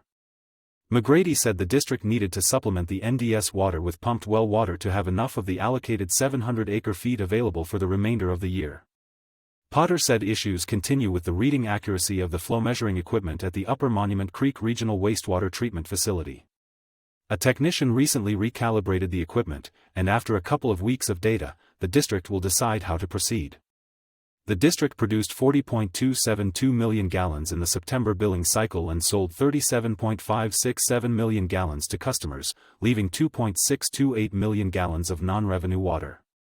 The staff is trying to determine if the loss is an apparent loss or a real loss and is testing meters and installing new meters to verify accuracy. The district is also analyzing billing data to find and correct anomalies, and several irrigation meters were found to be severely underregistering water usage, said Potter. AMCOBE, third-party billing. Lamb said the administrative staff had its annual meeting with American Conservation and Billing Solutions, AMCOBE, the district's third-party water/wastewater billing service, to discuss a clear vision regarding customer service goals, finding strengths and weaknesses in billing. A decision to meet quarterly to focus on a more collaborative process in shared responsibilities was made. Gibbons said that he usually receives his monthly bill with only 2 days before the due date and his bank locks out the due date via electronic payment, resulting in a late payment. Lamb thanked Gibbons for the feedback. Assistant Manager's Update. Assistant Manager Steve Sheffield said the district hired Tom Martinez for the position of Public Works Inspector/Project Manager in October. Executive Session. The board moved into executive session at about 8:25 p.m. to receive legal advice pursuant to CRS Section 24-6-4024-B, as it relates to water matters and agreements with the TOM and other governmental entities. Sheffield confirmed to this reporter that no action was taken when the board returned to the regular session. Meetings are usually held on the third Thursday of the month at the district office at 16055 Old Forest Point, Suite 302. The next regular meeting is scheduled for November 20th at 5:30 p.m. For meeting agendas, minutes, and updates, visit https://triviewmetro.com. Natalie Barsh can be reached at nataliebarsh@ocn.me. El Paso County Regional Loop Water Authority, October 15th, Board of County Commissioners slow to reimburse. By James Howell. At a brief meeting in October, the El Paso County Regional Loop Water Authority, EPCRLWA, or the Loop, Board heard a financial report from Corbin from & Company. LLC, Patricia Hutchinson, a civil design engineer with Merrick & Company who is acting as the Loop's workflow manager and coordinating the work being done by the consulting and engineering companies contributing to the project, gave the board an update. The meeting ended with an executive session. Financial report. From told the board that invoices totaling $253,157 had been received in September. The invoices were from engineering companies, his company, and the Spencer Fane law firm, which serves as the Loop's attorney. The board approved payment of the invoices. In his financial statement, from said the El Paso Board of County Commissioners, BOCC, had not yet reimbursed the Loop for its Q1 and Q2 expenses. The Loop received $4 million in startup funding from President Biden's American Recovery Plan Act, ARPA. The Loop's expenses are reimbursed by the BOCC from those ARPA funds, which are administered by the BOCC. From said the BOCC is making its final review of the Loop's expenses for Q1 and Q2. Board President Jesse Schaefer said the Loop's finances will be lean until the BOCC completes its review and reimburses the Loop for the money it has spent. From said the Loop had spent 12% of its budget for the year and was currently spending about $250,000 per month. Schaefer recommended invoicing the 3 participating water districts, Donala Water and Sanitation District, the Town of Monument, and Woodmoor Water and Sanitation District, for $200,000 each to cover their financial obligations to the project. The board voted unanimously to authorize to send those invoices. Workflow update. Hutchinson told the board that Western States Land Services LLC was doing the final title work on 2 large portions of the easements required to accommodate the pipelines that are needed to convey water from the Calhoun Reservoir to customers in the participating water districts. She said she was discussing access to the north side of Higbee Road with the Triview Metropolitan District and the Lewis Palmer School District. The water treatment plant design team at Burns and McDonnell was working through design issues, she said. A special meeting to discuss pipelines was scheduled for October 30, she said, and would be announced on the Loop's webpage at https://loopwater.org. Executive Session. An executive session was held for the board to receive legal advice regarding its negotiations to purchase the Sundance Pipeline from the Cherokee Metropolitan District and on land acquisition, project financing, and project development. No actions were taken following the executive session. The next regular meeting is scheduled for November 20 at 9 a.m. Regular meetings are held on the third Thursday of each month at 9 a.m. at the Monument Town Hall at 645 Beacon Light Road. Please see loopwater.org or call 719-488-3603 to verify meeting times and locations. James Howell can be reached at jameshowell@ocn.me. El Paso County Board of County Commissioners, October 7, Board approves contract for Fox Run Gazebo. By Marlene Brown. At the October 7 meeting of the El Paso Board of County Commissioners, BOCC, the board approved, with a vote of 5-0, for the award of a contract with Timberline Building Systems LLC for the Fox Run Regional Park Gazebo and Renovation Project. The project consists of the 2 existing ponds that will be dredged and lined with rubber, and the gazebo will be taken down and rebuilt, near where it exists now, and will be near the improved amphitheater. The new design will ensure that the structures will be Americans with Disabilities Act, ADA, accessible. The contract is for $1.4 million, and construction will begin as soon as possible. Another agenda item that was approved pertaining to northern El Paso County was the contract award to Amerize West Central Incorporated for the construction of the North Gate Boulevard/Struthers Road Drainage and Pond Project with the Department of Public Works Engineering Division. This project has been approved by federal, state, and local governments. On the federal side, the Air Force Academy and I-25 are impacted, the Colorado Department of Transportation and the County Public Works Department are included. The project will cost over $3.4 million.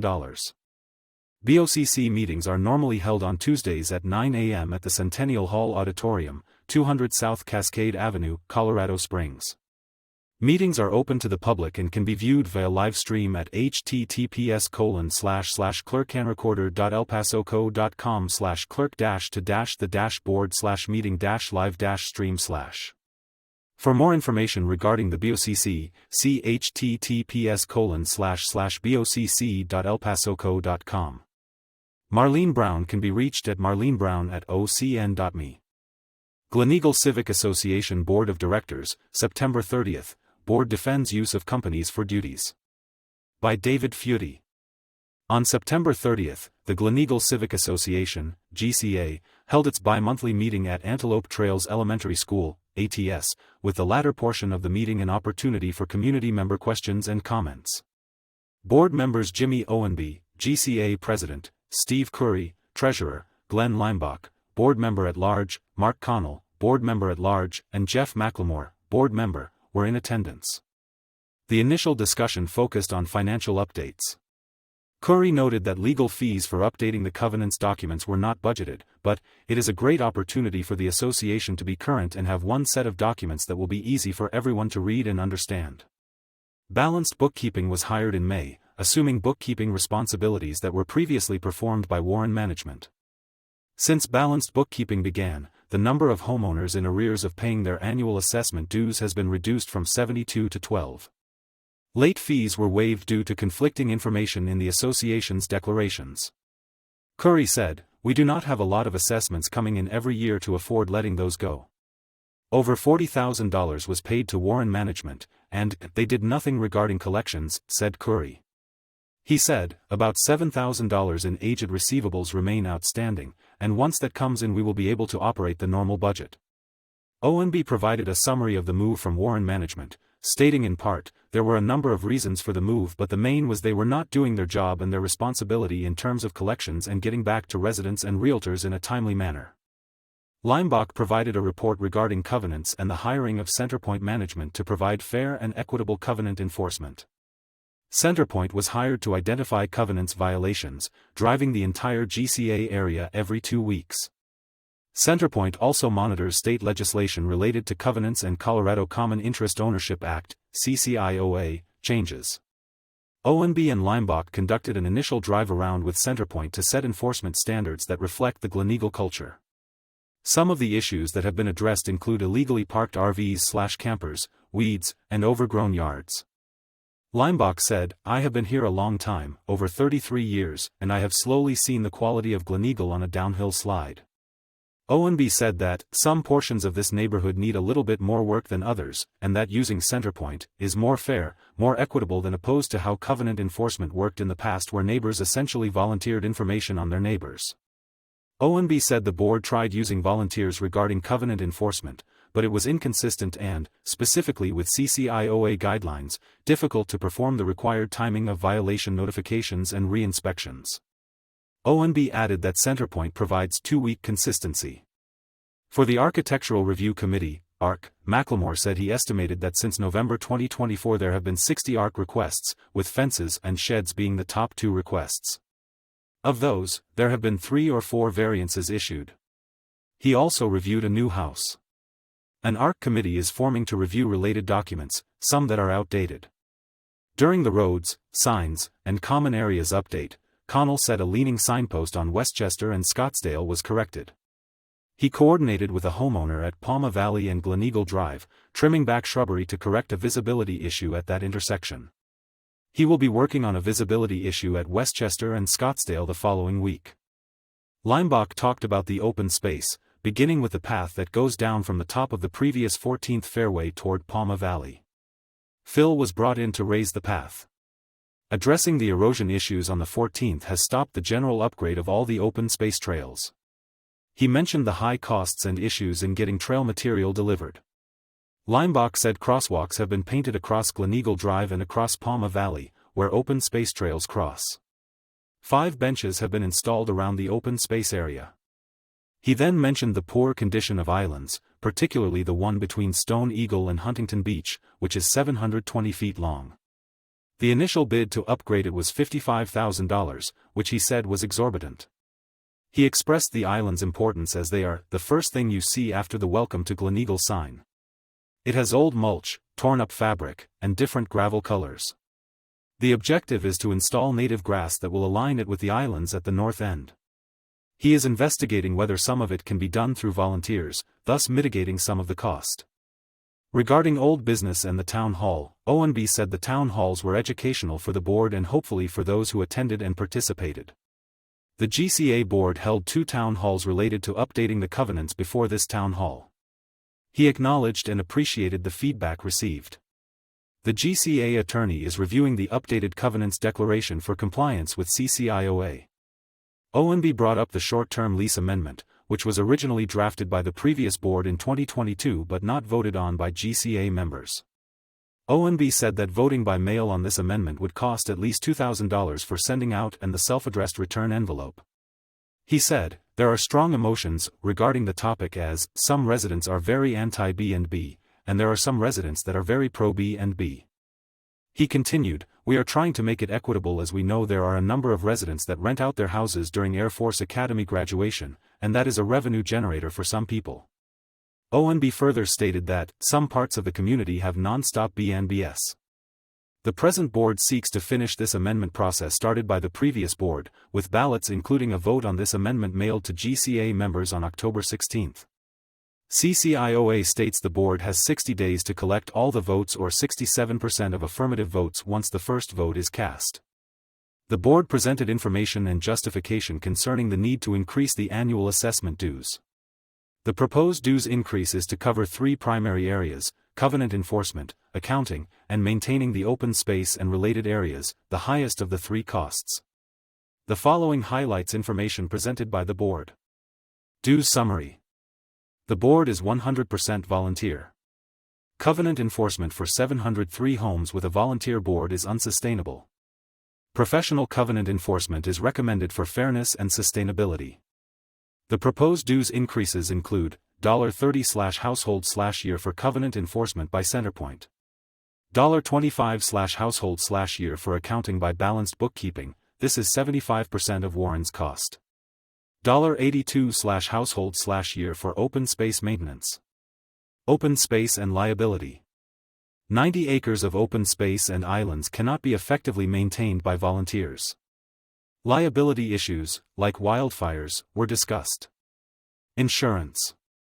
The association maintains comprehensive and general liability for common areas, property for common areas, officers and directors, and liability insurance. Insurance companies are dropping coverage on HOAs. HOA dues comparisons. The GCA dues are presently $67 per year. The GCA board is proposing $140 per year. He said, there is truly not a direct comparable, meaning there is number 700 member organization that has a 90-acre open space. Gleneagle North HOA, $125 per year not including trash for about 350 members with 5 to 10 acres of open space. Sanctuary Point, $420 per year with trash removal. Northgate Highlands, $630 per year with trash and snow removal. Paradise Villas, $2,600 to $3,000 per year depending on patio property size that includes landscape maintenance and snow and trash removal. Connell concluded, there is no other HOA our size in the Colorado Springs area that is managed solely by volunteers. Upcoming meetings and elections. The board is attempting to schedule ATES for the annual member meeting in November. There will be an election call for candidates to fill the 2-year terms of board president and member at large beginning in December. ONB and Leimbach are not returning. Community comments. When community members asked about balanced bookkeeping and Centerpoint being used, ONB said, based on the current covenants, the board has the discretion to hire companies as it sees fit in order to run the daily business of the organization. A community member asked what happens if the ballot measure for the dues increase fails. ONB said the community would have to decide on what budget cuts to make. ONB said collecting dues was, number one, in terms of the input they received from community members. He added that, when you have a 30% rate of attrition, that's problematic for an organization and it's not fair. A community member suggested looking inward to solicit landscapers, lawyers, and accountants within the community to volunteer roles. ONB said this board and previous boards have tried to use volunteers. The role and challenges of volunteerism were discussed including consistency, commitment, liability, and training. The viability of the open space, which is presently private property owned by the GCA, being converted to a public space was discussed. Communication issues from the board to community members were a major topic, including emails not being received by community members, outdated contact lists, suggestions for a newsletter, and improving outreach to community members. In response to a resident stating, "Why should people care what other people do?" and concerns about the dues increase, Leimbach said, "I have been here 33 years, and I know what we were doing in the past, regarding covenant enforcement, wasn't working. You either don't enforce covenants or they were enforced unfairly. Both options are not good options, they are bad options. We are talking about $12 a month to run this entire area." He continued that Centerpoint is efficient with addressing violations and with communications to residents, saving the association money. Later, ONB said the 750-foot island along the southern part of Gleneagle Drive is the front door to the community, and it and the common spaces need to be maintained. He said, "We are not a new community." A community member mentioned the expense of the benches, $650 each, when the board is asking to increase dues. ONB responded with, "There have been a number of people who have wanted benches for years. On a personal level, you might not see it as a priority, but a lot of people walk that trail 2 or 3 times a day and all they were asking for was a place to sit." ONB said the board looked at 8 benches to find something that would last so that the next board would not need to replace them in 4 or 5 years. Reserve money was used to buy the 5 benches. The board discussed efforts to increase community participation in voting, aiming for a 67% turnout, and the need for volunteers to help with voting outreach and get people to vote, ONB said. Covenant enforcement and the process for granting variances were explained, with an emphasis on legal responsibilities and fairness. ONB said, "There were a couple of trailers that we, the board, granted temporary variances to, because of extenuating circumstances where they, the homeowners, needed to keep the trailers on their lot. Balanced Bookkeeping has 620 email addresses out of the 703 GCA homes. They sent out a notice by mail to community members to confirm contact information. There's a link on the GCA website to update contact information with Balanced Bookkeeping.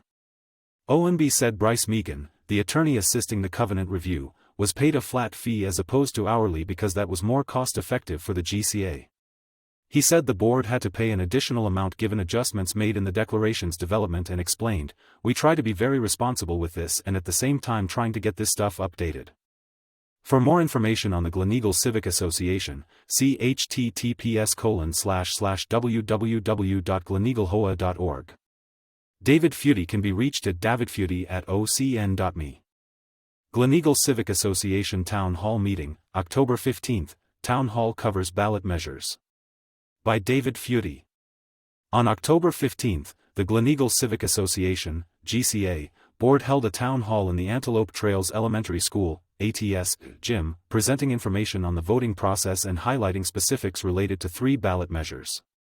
Residents are asked to vote on the rewritten GCA Covenants Declarations, an amendment regarding short-term leasing, and increasing the annual assessment dues. Ballots were scheduled to be mailed to addresses on file associated with all 703 homeowners on October 16. Documents and other information related to these measures can be found at the GCA website, https://www.gleneaglehoa.org/home. Board members Jimmy Owenby, GCA President, Steve Curry, Treasurer, Glenn Leimbach, Board Member at Large, Mark Connell, Board Member at Large, and Jeff McLemore, Board Member, along with GCA Legal Counsel Bryce Megan with Orton, Kavanaugh, Holmes and Hunt LLC were present. There were over 40 GCA members in person and others joining online. Owenby and Megan primarily presented information on the voting process, background on each ballot measure, and answers to questions from in-person and online attendees. Key points from the meeting include: a 67% approval is required for each measure to pass.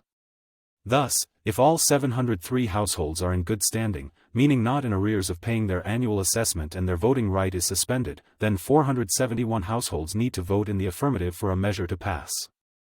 There is 1 ballot vote per household. The measures are independent of each other.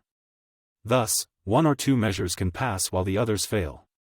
An unreturned ballot is considered a no vote for all 3 measures. Ballots must be returned by December 14 to be counted. The ballot mailing will include a letter with information on the voting process and on how to get a copy of the documents being voted on. A SACE will also be included. ONB said the board received 100 to 120 emails with suggestions for the declaration rewrite along with feedback from the previous 2 town halls. So, the declarations being voted on are different in part from what was originally proposed. He reiterated that the present covenants were mainly written in 1973 and 1983 along with amendments added over time. He said, there are items, in the present covenants, that do not comply with Colorado Common Interest Ownership Act, CCIOA, state law, are no longer relevant or are unenforceable. Among the changes made from the original draft of the covenant declarations to the voted-on document include: a GCA mission statement was added. A maximum yearly assessment is capped at $200. It was set at $400 in the original draft. If the covenant's declaration passes, the $200 cap exempts the association from CCIOA for a large, planned community. This would be a big benefit, according to Megan. Any change to the open space would require an 80% affirmative vote from GCA members in good standing. A section on borrowing was removed given the GCA's reserves and insurance coverage. A special assessment vote affirmation was changed from 51% to 67%. The proposed annual assessment is $140. The present annual assessment is $67. The board is preparing 2 separate budgets, depending on whether the proposed annual assessment increase passes or doesn't. Any board proposals on rules or regulations cannot conflict with the covenant's declarations. There was a discussion on the impact of members not paying their assessments, fines for violations, and if the board can foreclose on a property. Megan said, I have been involved with the GCA for 20 years and do not recall any foreclosure related to unpaid assessments or fines. Fines are seen as a method to achieve compliance with the covenants. Voting rights and other privileges can be suspended if assessment dues are in arrears. Members expressed concern about not receiving or inconsistently receiving emails regarding the process to update the covenants. ONB said, at least 2 letters have gone out since May requesting updated contact information, one from Balanced Bookkeeping after they took over for Warren Management and the other from Centerpoint. Balanced Bookkeeping manages the master contact file. Members should contact the board if they are not receiving information or go to the GCA website, where they can update their information with Balanced Bookkeeping. Members expressed concern about the special assessment section in the declaration. ONB said the board had difficulty determining what a special assessment might be because the GCA has no swimming pool, tennis court or other facilities that might require significant or unexpected upkeep. He said one possibility would be if flooding from the open space caused damage to adjacent houses. A special assessment might be needed to cover costs above what the association's insurance covers.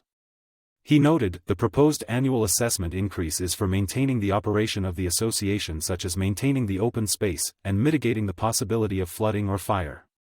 The leasing amendment, if it passes, would be incorporated into whichever covenants declaration is retained after the voting concludes.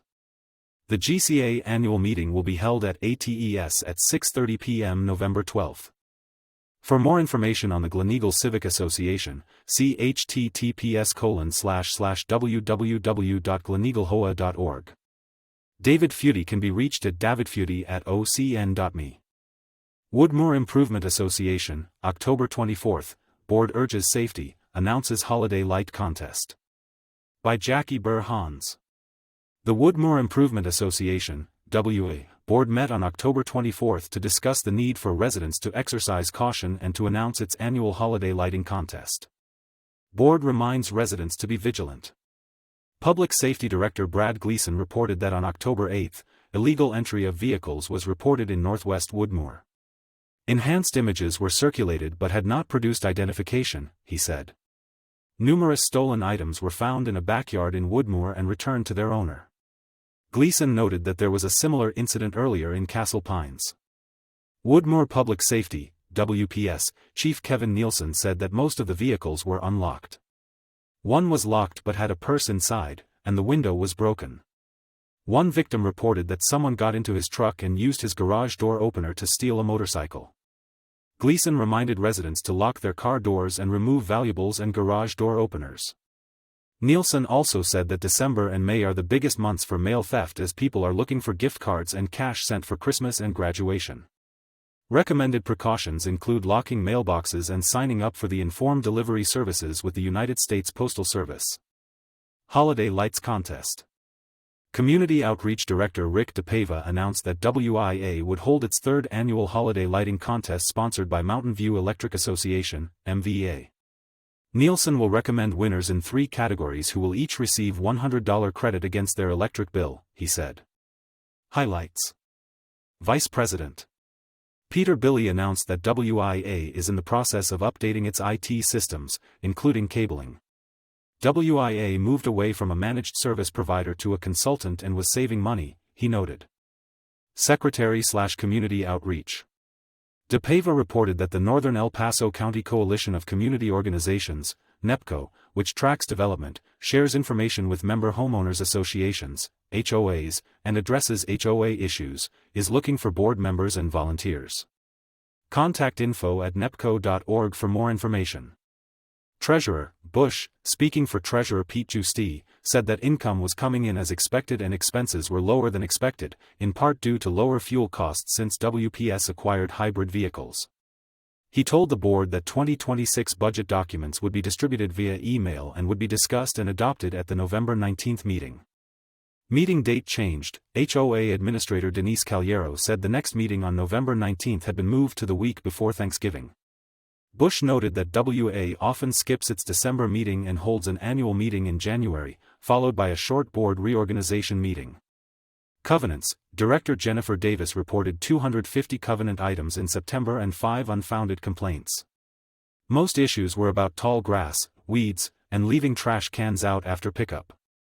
She noted 14 HOA checks, no hearings in October, and 1 hearing to be held in November about barking dogs. Public Safety. Nielsen confirmed that WPS monitors next door, noting that there is still fire danger as things grow and dry out and asking residents to be mindful. Nielsen confirmed that WPS adjusts its patrols in response to reports of issues in other communities. Architectural Control Director Ed Miller reported 51 project submissions, including 45 approved administratively and 6 by the Architectural Control Committee. Year to date, there have been 374 projects, which is a 22.2% decrease from last year. Projects have been approved at a 98.9% rate. Forestry Director Jason Hen said that WIA completed 11 forestry and firewise visits. Reimbursements for mitigation are slow due to staffing issues. He is reviewing the budget and will help add boulders to some common areas. President Bush thanked board members and residents for bringing attention to an area that was inadvertently left out of the prairie dog mitigation, noting that it has now been handled. He expects that this will continue to be an issue every year that construction is ongoing. Bush also reported that the Highway 105B project is moving slowly with its easement appraisal process.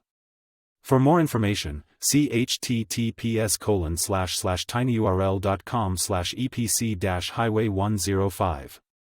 The WIA Board of Directors usually meets at 7 p.m. on the fourth Wednesday of each month in the barn at 1691 Woodmoor Drive, Monument.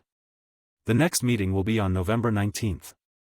See www.woodmoor.org to confirm meeting details. Jackie Burhans can be reached at jackieburhans@ocn.me. Letters to our community, Jackie Burhans for D38 School Board. I am writing to share my enthusiastic support for D38 School Board candidate Jackie Burhans. Since we moved here 7 years ago, Jackie has been a community resource for all things Lewis Palmer School District through her Lewis Palmer D38 Education Community Facebook group. There, she has live-blogged school board meetings for at least the last 5 years, making sure all community members have easy access to school board information. I am currently serving on a district committee with Jackie, and she is a positive voice for students and staff. In my many volunteer roles at LPS, LPMS, and now PRHS, I have appreciated the support Jackie gives to all events and fundraisers benefiting students and staff. Her student has long graduated, but she is still engaged and involved, contributing her time to D38 schools. We need a candidate who will work with all stakeholders in D38 to responsibly manage taxpayer funds and support all students and staff. Please join me in voting for Jackie Burhans for D38 School Board. Corey Grundel. Our community news welcomes letters to the editor on topics of general interest to readers in the Tri-Lakes area. See the letter guidelines. The information and opinions expressed in letters to our community are the responsibility of the letter writers and should not be interpreted as the views of OCN even if the letter writer is an OCN volunteer. When there is more than one letter, the letters are arranged in alphabetical order based on the last name of the author. Letters to our community, vote for Ginger Schaaf. With the upcoming school board elections on November 4th, and so many current concerns for parents' rights, I'm inspired by the common-sense conservative candidacy of Ginger Schaaf. Ginger is not only promoting academic excellence, but she understands that educational fads take time away from proficiency in the basics that parents desire for their students. Ginger is an advocate for safe places for girls in lavatories, locker rooms, and athletics. Ginger has a low tolerance for increasing our property taxes through mill levy overrides and prefers petitioning the legislature to allocate proper funding for education. She also supports our local charter school, Monument Academy. As the wife of a retired 20-year military serviceman, Ginger understands well the sacrifices required to keep America free. She understands the importance of reasserting students' grasp of history, civics, and particularly love of country. Ginger and her husband have 2 children in the district, making her particularly attentive to the D38 district's parental concerns. If your family wants a school board member with traditional values and a concern for perpetuating American exceptionalism, please consider Ginger Schaaf for D38 School Board member on November 4th. Leslie Hanks. Our community news welcomes letters to the editor on topics of general interest to readers in the Tri-Lakes area. See the letter guidelines. The information and opinions expressed in letters to our community are the responsibility of the letter writers and should not be interpreted as the views of OCN even if the letter writer is an OCN volunteer. When there is more than one letter, the letters are arranged in alphabetical order based on the last name of the author. Letters to our community, manipulative versus persuasive speech. I am shocked and in awe of the lies and hatred being spread about a kind woman who has dedicated her personal time to supporting our school district and the future of every child in the D38 area. I understand how fearful these lies feel. The tactics the people spreading this fear are using a type of speech called manipulative speech. Manipulative speech often creates a strong emotional reaction, guilt, fear, shame, or obligation, instead of giving you space to think clearly. Manipulators often frame choices as black and white to steer your decision. Manipulative speech leans heavily on emotional debts or moral pressure. If you question the manipulator, they deflect, blame others, or change the subject. Pay attention to how these folks are reacting to questions about what they are spreading.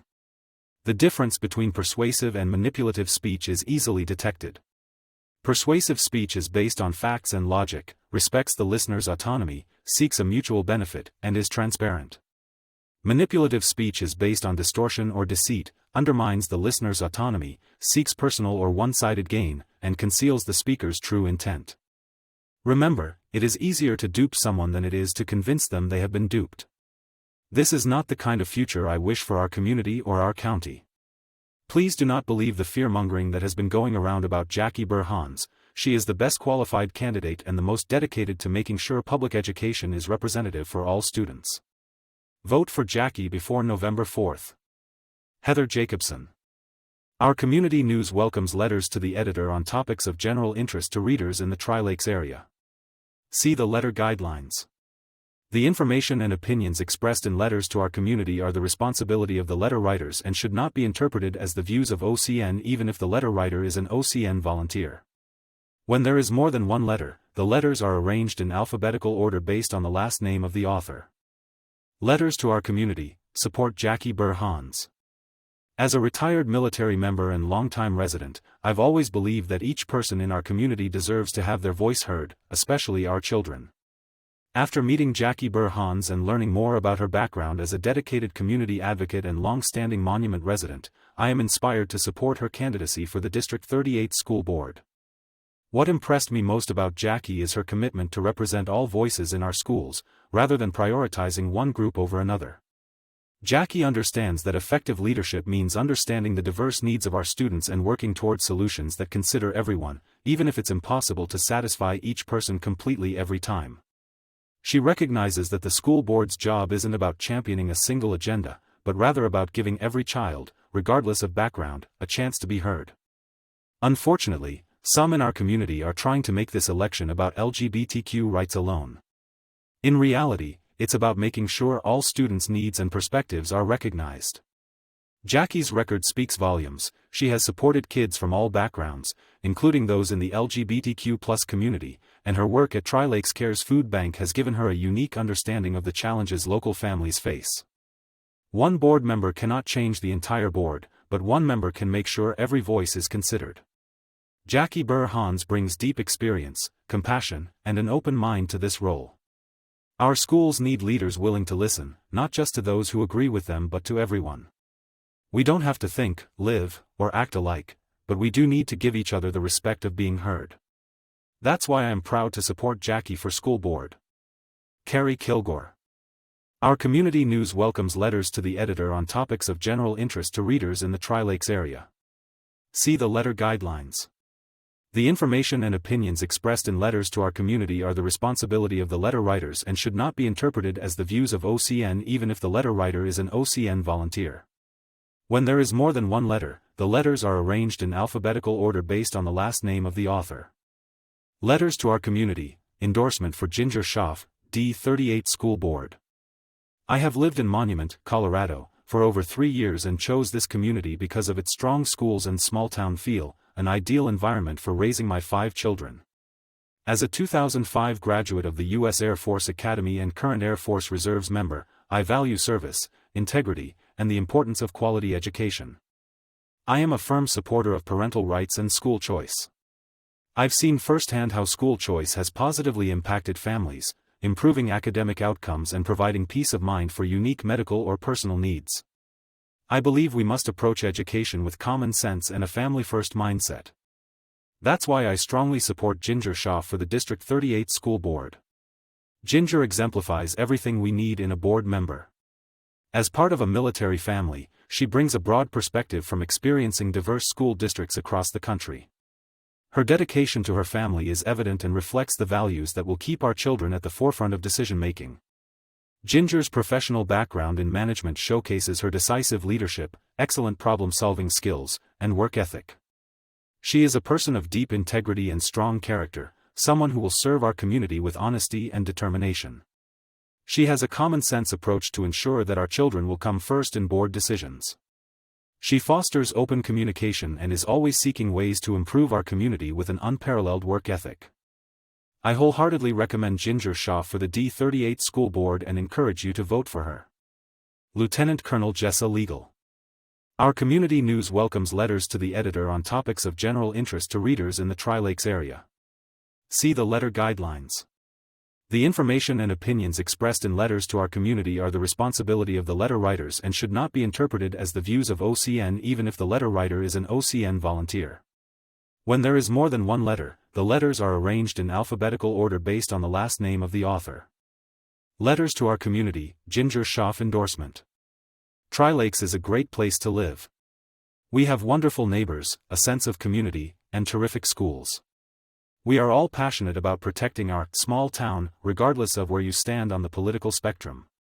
But whether people want to believe it, part of what makes this area so wonderful is our history of conservative values and voting.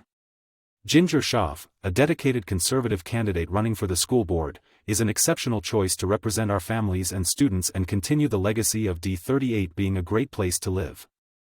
Ginger's platform prioritizes the safety and well-being of our children, particularly through her advocacy for safe spaces for girls in our schools. Some will speculate that because she wants to protect our girls, this means she will discriminate against others. Ginger understands the importance of creating environments where all students feel secure and respected. Her commitment to protecting all students demonstrates her focus on fostering a positive and inclusive educational experience. Ginger supports charter schools, keeping our taxes low, and parent involvement.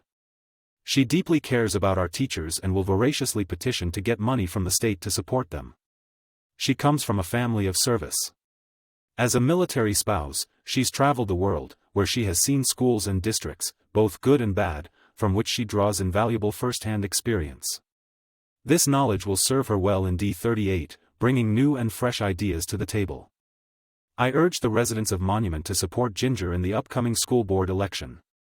Her vision, integrity, and dedication to our students and community make her the ideal candidate to help shape the future of our schools. Melissa May. Our community news welcomes letters to the editor on topics of general interest to readers in the Tri-Lakes area. See the letter guidelines.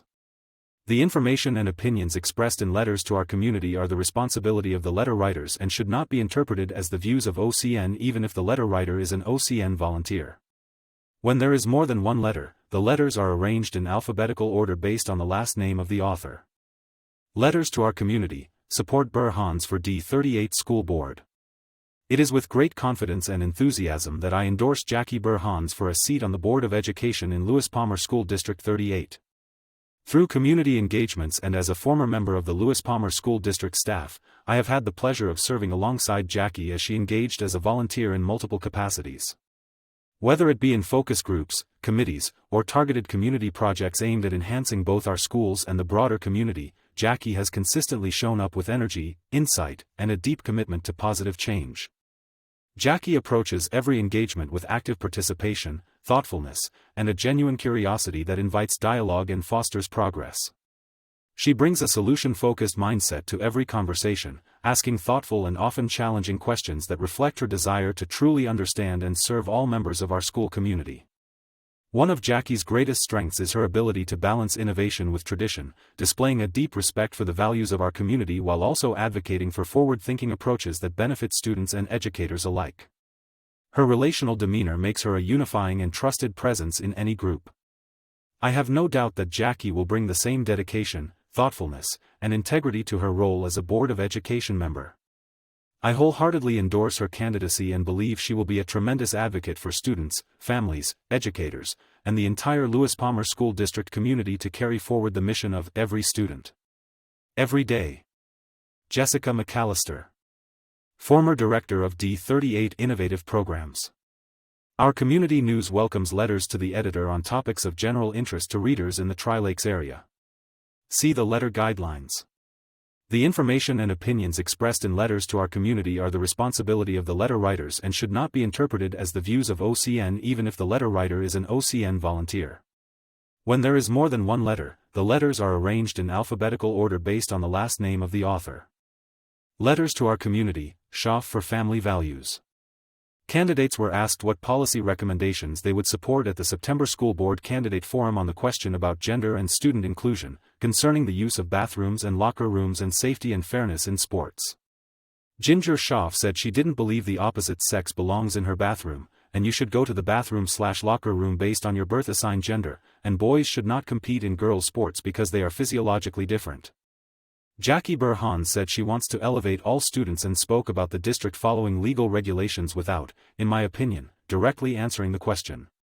The video can be found at lewisbaumer.org, under Board of Education resources and links for the video. The question was at about the 39:10 point. Since I have a collegiate swimmer daughter, Schaaf's response aligns more with my family's values on safe spaces for girls. The other important topic for me has to do with school choice.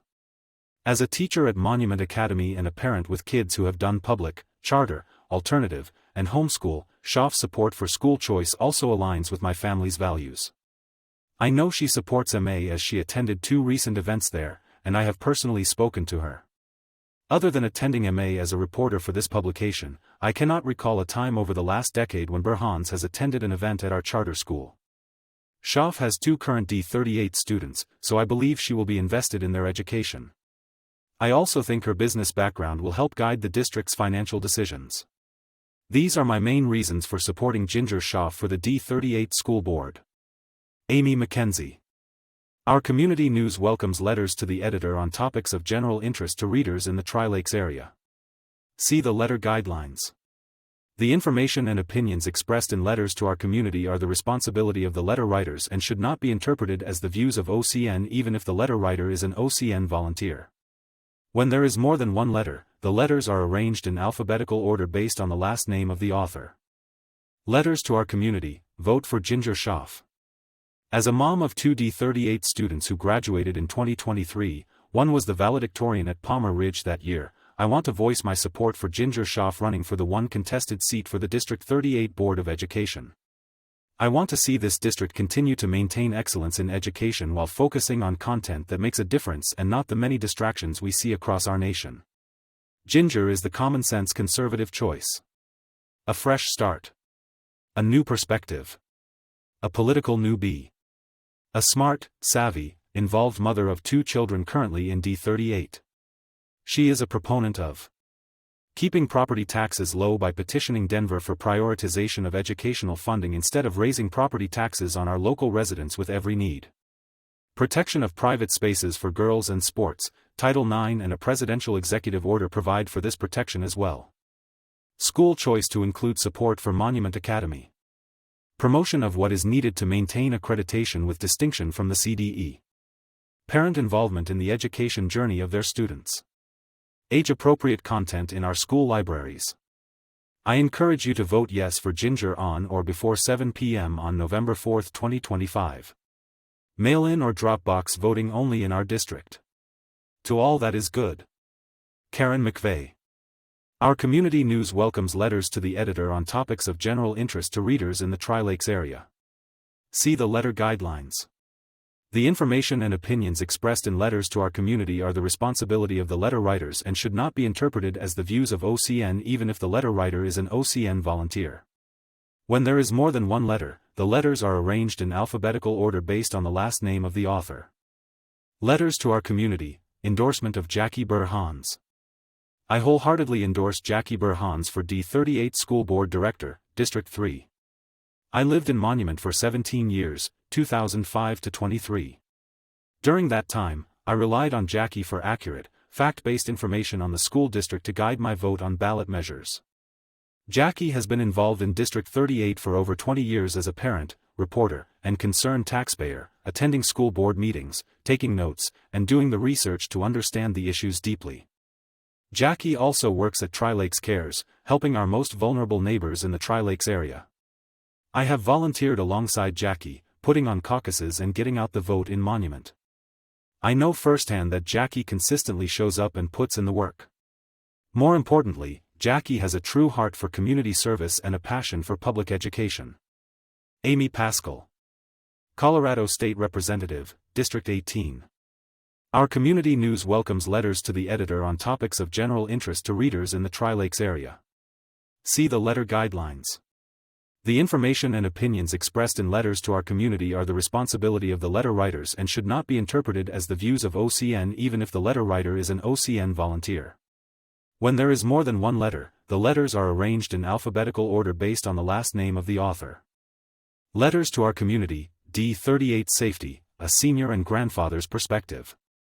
Thanks to the volunteer construction engineers donating their time to draft design privacy assured, safe mixed-gender bathrooms and showers. I agree with their personal consensus that the best solution is no. However, should mixed gender in sports and bathrooms be sadly supported or pursued, what would it cost to lessen student safety with mixed bathrooms? Roughly $160 to $200 per square foot per each bathroom or shower. I believe that is D38 cost prohibitive without a bond to finance remodel across PRHS, LPHS, LPMS, HSA and transitions facilities, and the new CIC. I believe student safety is the primary responsibility of D38, and Ginger Schaaf prioritizes student safety overall. She has my grandfather vote. Gordon Reichel. Our community news welcomes letters to the editor on topics of general interest to readers in the Tri-Lakes area. See the letter guidelines.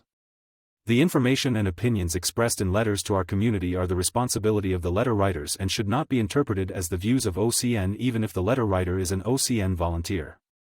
When there is more than one letter, the letters are arranged in alphabetical order based on the last name of the author. Letters to our community, Ginger Schaaf, Common Sense candidate for D38 School Board. I am writing this letter in support of Ginger Schaaf, who is running for the D38 School Board. As a former military wife, teacher, and mother of 2 former students in D38, the entire reason we relocated to Monument was the excellent and outstanding reputation of D38. During that period nearly 20 years ago, Monument was a tight-knit community known for its small-town values, traditions, and family-friendly atmosphere, and although we have grown significantly since then, it is still the same and, in my opinion, still one of the best school districts in the state. Ginger Schaaf is running as a conservative candidate for our school board. A former military wife, Ginger is an active and involved mother with 2 young children attending district schools, so she is extremely invested in school board outcomes. She advocates for parental involvement in all levels of student education. She supports our outstanding and very successful local charter school, Monument Academy. She supports safe spaces for girls in bathrooms, locker rooms, and sports. She is against pornographic content in our school libraries. She has a conservative view of property tax increases, MLOs, and bonds, preferring to petition other funding resources that will not impact homeowners who have already seen their property taxes double and, in some cases, triple in our community. In essence, Ginger Schaaf represents the same traditional family values that Monument is known for. She is the most outstanding, common sense candidate for D38, without question. Vote for Ginger Schaaf for D38 School Board, the common sense candidate who will advocate for safety and excellence. Dolly Rickerman. Our community news welcomes letters to the editor on topics of general interest to readers in the Tri-Lakes area. See the letter guidelines. The information and opinions expressed in letters to our community are the responsibility of the letter writers and should not be interpreted as the views of OCN even if the letter writer is an OCN volunteer. When there is more than one letter, the letters are arranged in alphabetical order based on the last name of the author. Letters to our community, Jackie Burhans is the experienced voice we need in D38. I wholeheartedly endorse Jackie Burhans for D38 School Board. She is the most qualified and knowledgeable candidate that I have seen run for our school board in the 10 years my family has called Monument home. I met Jackie not long after my family was stationed in Colorado in 2015. Shortly after moving here, I got involved with our district, volunteering in my children's schools, coaching, and participating on several district-level committees. Jackie was also heavily involved with volunteering in D38, and I was immediately in awe of her selflessness and enthusiasm in giving her time to community endeavors. Jackie has volunteered literally thousands of hours to the betterment of our community. She is a thoughtful listener and critical thinker, understanding the many issues facing our public education system, and D38, specifically. Her vast knowledge of where we've been, coupled with her understanding of the state and federal legislation that guides education policy, means she will step into day one on the board with foundational knowledge and ready to contribute to tackling the most pressing issues in our district. Jackie's top priorities are valuing educators, maintaining the academic excellence D38 is known for, enhancing the multiple educational pathways D38 offers, and fostering continued community collaboration and transparency. As one of 5 members of the board, Jackie will bring an informed and balanced voice to D38, where she will continue her 30-year legacy of commitment to our Tri-Lakes community. Amy Schertzer. Our community news welcomes letters to the editor on topics of general interest to readers in the Tri-Lakes area. See the letter guidelines.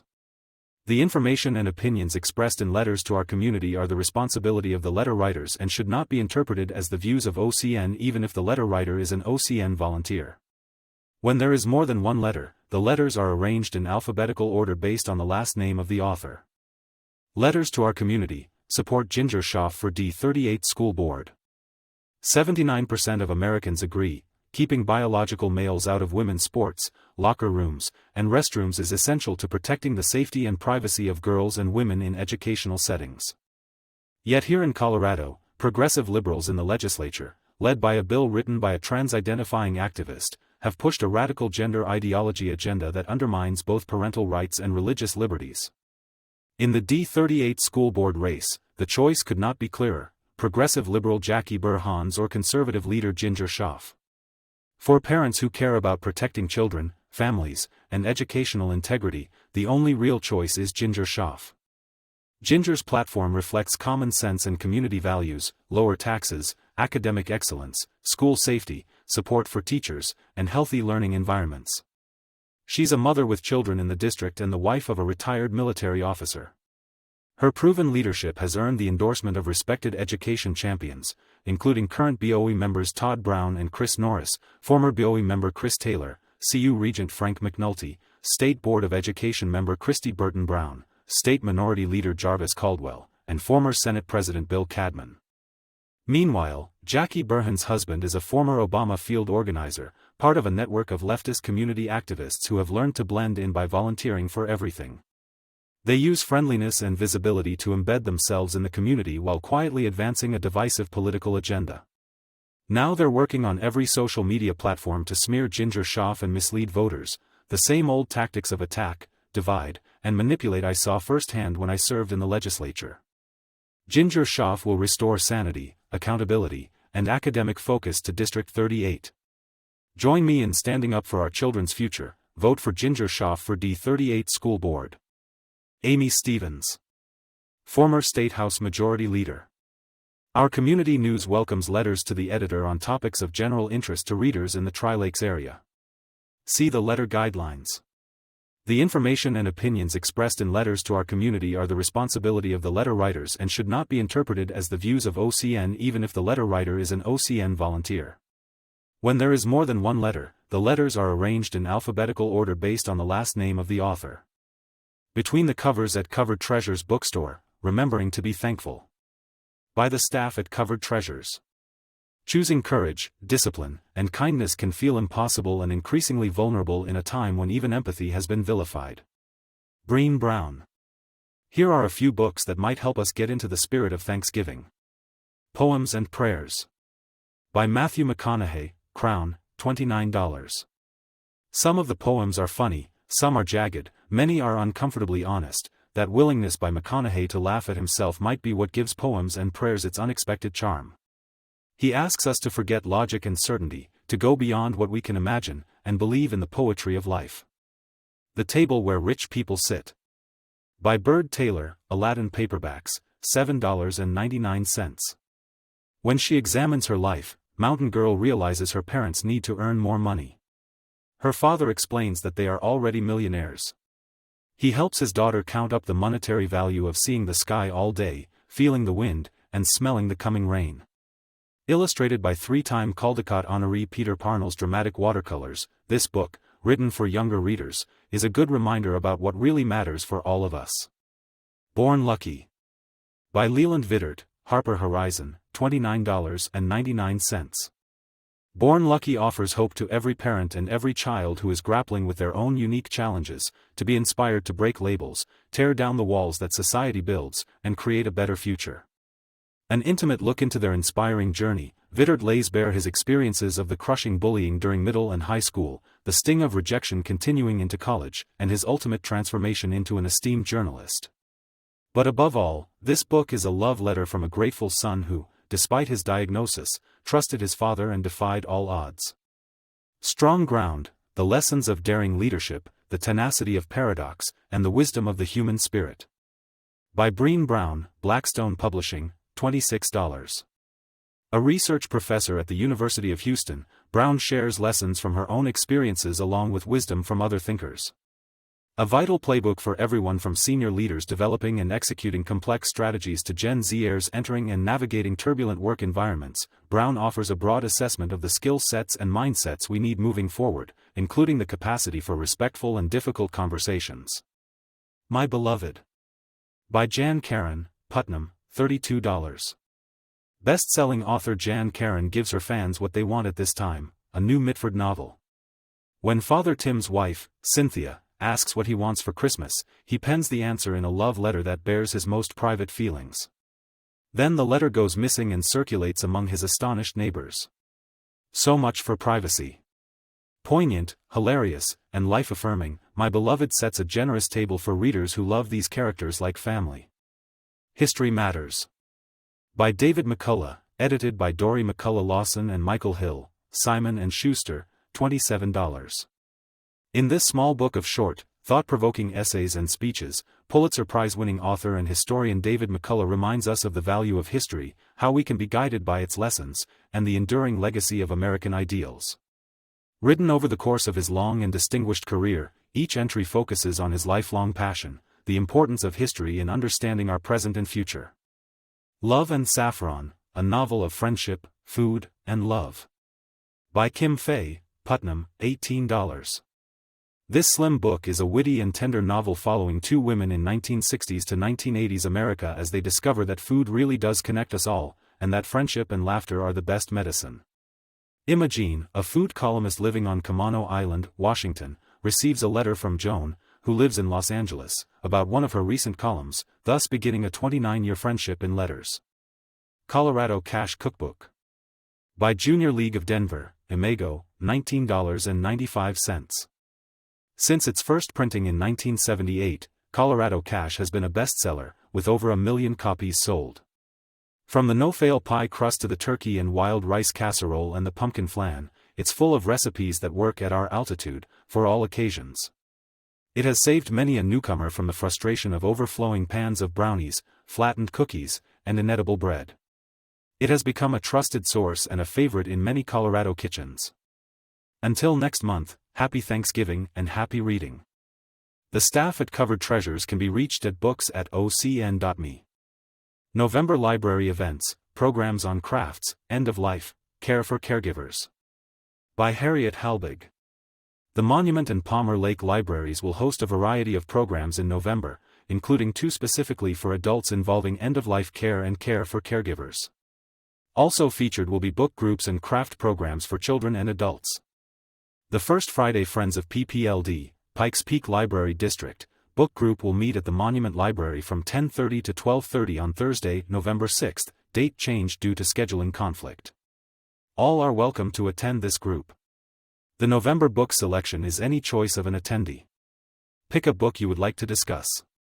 A craft program featuring autumn wreaths will be held on Saturday, November 8th, from 11 to 12:30 at the Monument Library.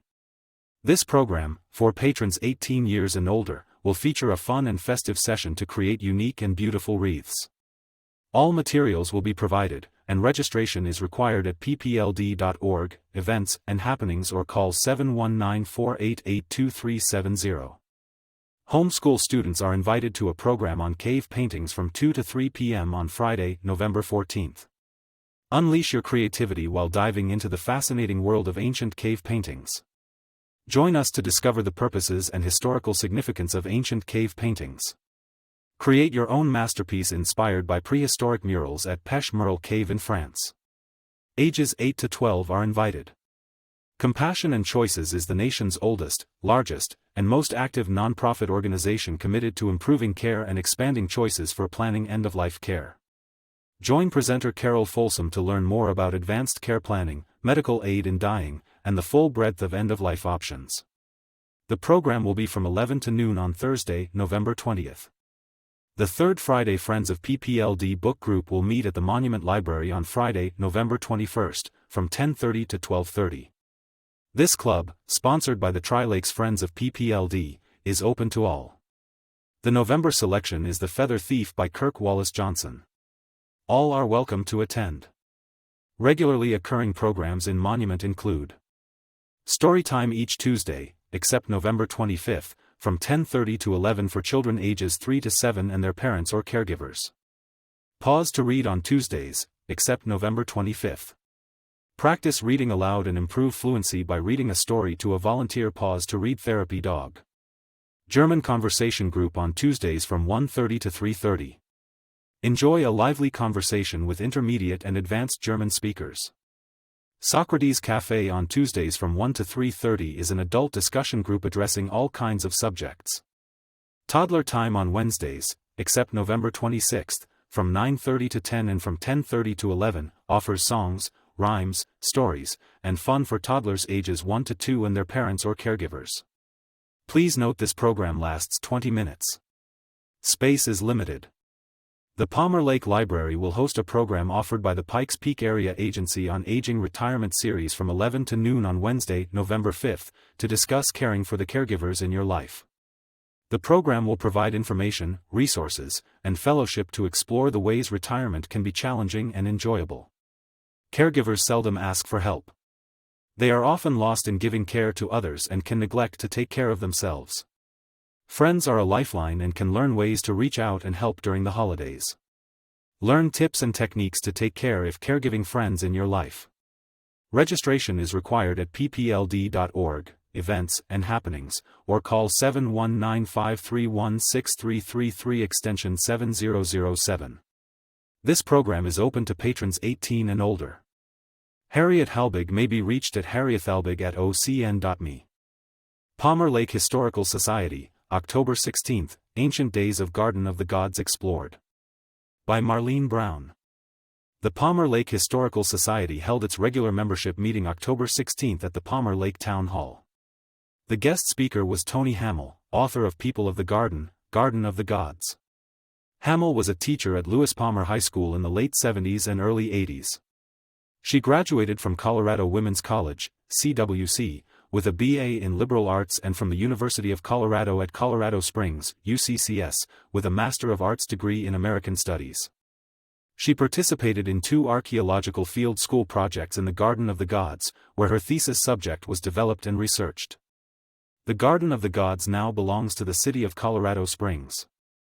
It was donated by the Charles Perkins family in 1909, with the stipulation that it would always be a free public park. This 1,364-acre park has always been home to a variety of people, animals, and plants.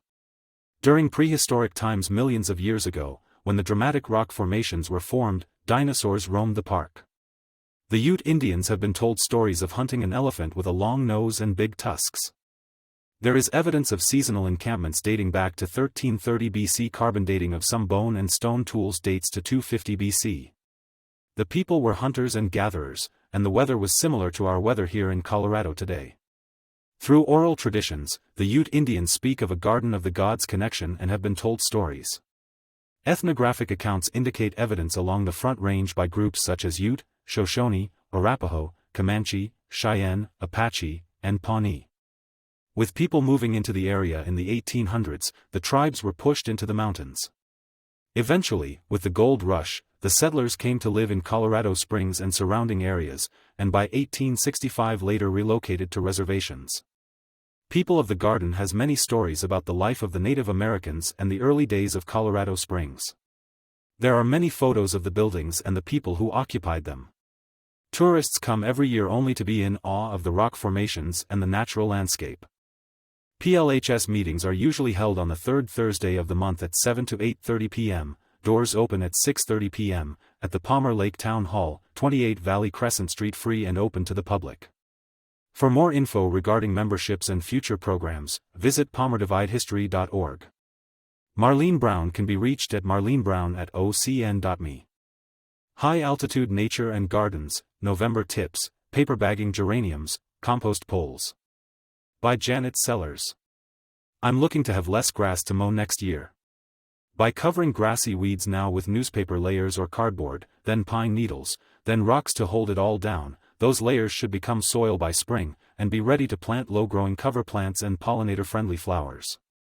For composting all year, gardeners create a compost pole using a bundle of sticks, stalks of sunflowers or corn in the center, and a mesh tube made of stainless steel or wire, or chunky wood chips placed in the pile to create natural air pockets.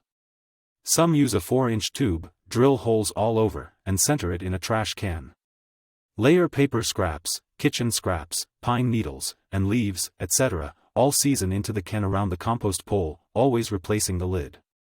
No turning is needed, air enters from the tube area before the ground freezes. Now, we'll take our geraniums, tap off the potting soil, place the plants upside down in a paper bag, clip shut, and overwinter in a cool place like downstairs or the garage. Or, let's prepare a hugelkultur bed or compost pole for next year's garden. Here's how. 1. Dig a hole and set the soil aside. Pile a third of the hole with aged or new branches, logs and thick sticks on top of one another. Water in this layer well. Scrub oak and pine branches will age over the winter. 2. Layer weed-free grass clippings, manure, or compost with layers of shredded paper, brown leaves, grass clippings, cardboard, etc. Tuck in these layers, air pockets will lead to dry conditions and slower decomposition. Water in well. 3. For the top, add cured compost, alpaca is great, or healthy garden soil. It's important that it is at least as deep as the wood base if filling a raised bed. Then top off with the saved soil from the digging. For, over time, your hugelkultur bed will naturally hold a lot of moisture, but in the first year of use it's important to keep it moist, not saturated, in the growing season to help the organic matter decompose. 5. Seed directly into the top layer and cover with pine straw. 6. Hugelkultur beds will only get better over time, as the wood provides a slow release of nutrients. Think ahead for effective microorganisms next year. Effective microorganisms, EM, are a superpower for the garden growing season. They can be grown from inoculants easily from a mother culture. It's a liquid combination of yeasts, actinomycetes, and 2 kinds of bacteria, photosynthetic and lactic, which promote plant health and growth and improve nutrient absorption and soil fertility. I've found it online, but some local places may have it. Janet Sellers is an avid, lazy gardener, letting Mother Nature lead the way for easy gardening in the Tri-Lakes high-altitude nature and gardening climate. Send tips to Janet Sellers at ocn.me. Art matters, art shapes our world, and shifts our gaze. By Janet Sellers. Art has no rules, it is self-expressive and creative. In this way, the artwork gives a voice to those who create it. Whether designing in a traditional sense or working with alternative materials, art can be viewed as a representation of self and storyteller for places yet to be discovered. Rob Talley, artbusinessnews.com. Art can tell us about history, people, and their time. People have put their thoughts, dreams, myths, hopes, and histories in art for over 60,000 years with no words needed. The oldest known art is over 60,000 years old, created by Neanderthals. For example, painted seashells from Cueva de los Aviones in Spain have been dated to at least 115,000 years old, and cave paintings in 3 Spanish caves are more than 65,000 years old. Our visual literacy and its visual impact affect our past, present, and future. We are bombarded daily by visually powerful imagery, an art form that is mostly commodified for various gains. Communication affects each of us and our conglomerate as a society, country, and world. The ubiquitous cell phone society of today reaches all lands and peoples, with the advantages and threats to go along with that reach. Even without seeing things, sounds and effects of art come into our ideas and imaginations, which can shape our actions. Does art have power? Does art have a deeper purpose than decoration or artifice or artifact? Ultimately, art's ability to facilitate collective empowerment makes it a powerful tool for creating radical transformation. Art has the power to evoke emotion, open dialogue, and challenge paradigms. It can be used to inspire action, call attention to injustice, and bring visibility to issues that would otherwise remain unseen. The impact of art on our world is undeniable. It illuminates culture and history, facilitates understanding between societies with different values, and encourages participation in social movements. When art is used as a form of activism, it can help drive change in deeply significant ways, from building solidarity among varied groups of people to giving voice to those who are systematically silenced by oppressive systems. How we can use art skills for problem solving. Problem solving by doodles is an old technique. What is a doodle? It's an absent-minded scribble, and it can have powerful outcomes. Doodling helps the brain by enhancing focus, memory, and creativity, and by reducing stress. It acts as a low-level mental distraction that keeps the brain from wandering, improving concentration on a primary task like a lecture or meeting. This activity can calm the amygdala, the brain's fear center, and the repetitive motion can induce a meditative state, absent-mindedly. Sometimes we are stuck for a solution to a problem, and creative action can help solve that. How? We can take a piece of paper and draw black lines into quarters, then in the first section, just doodle for 5 minutes.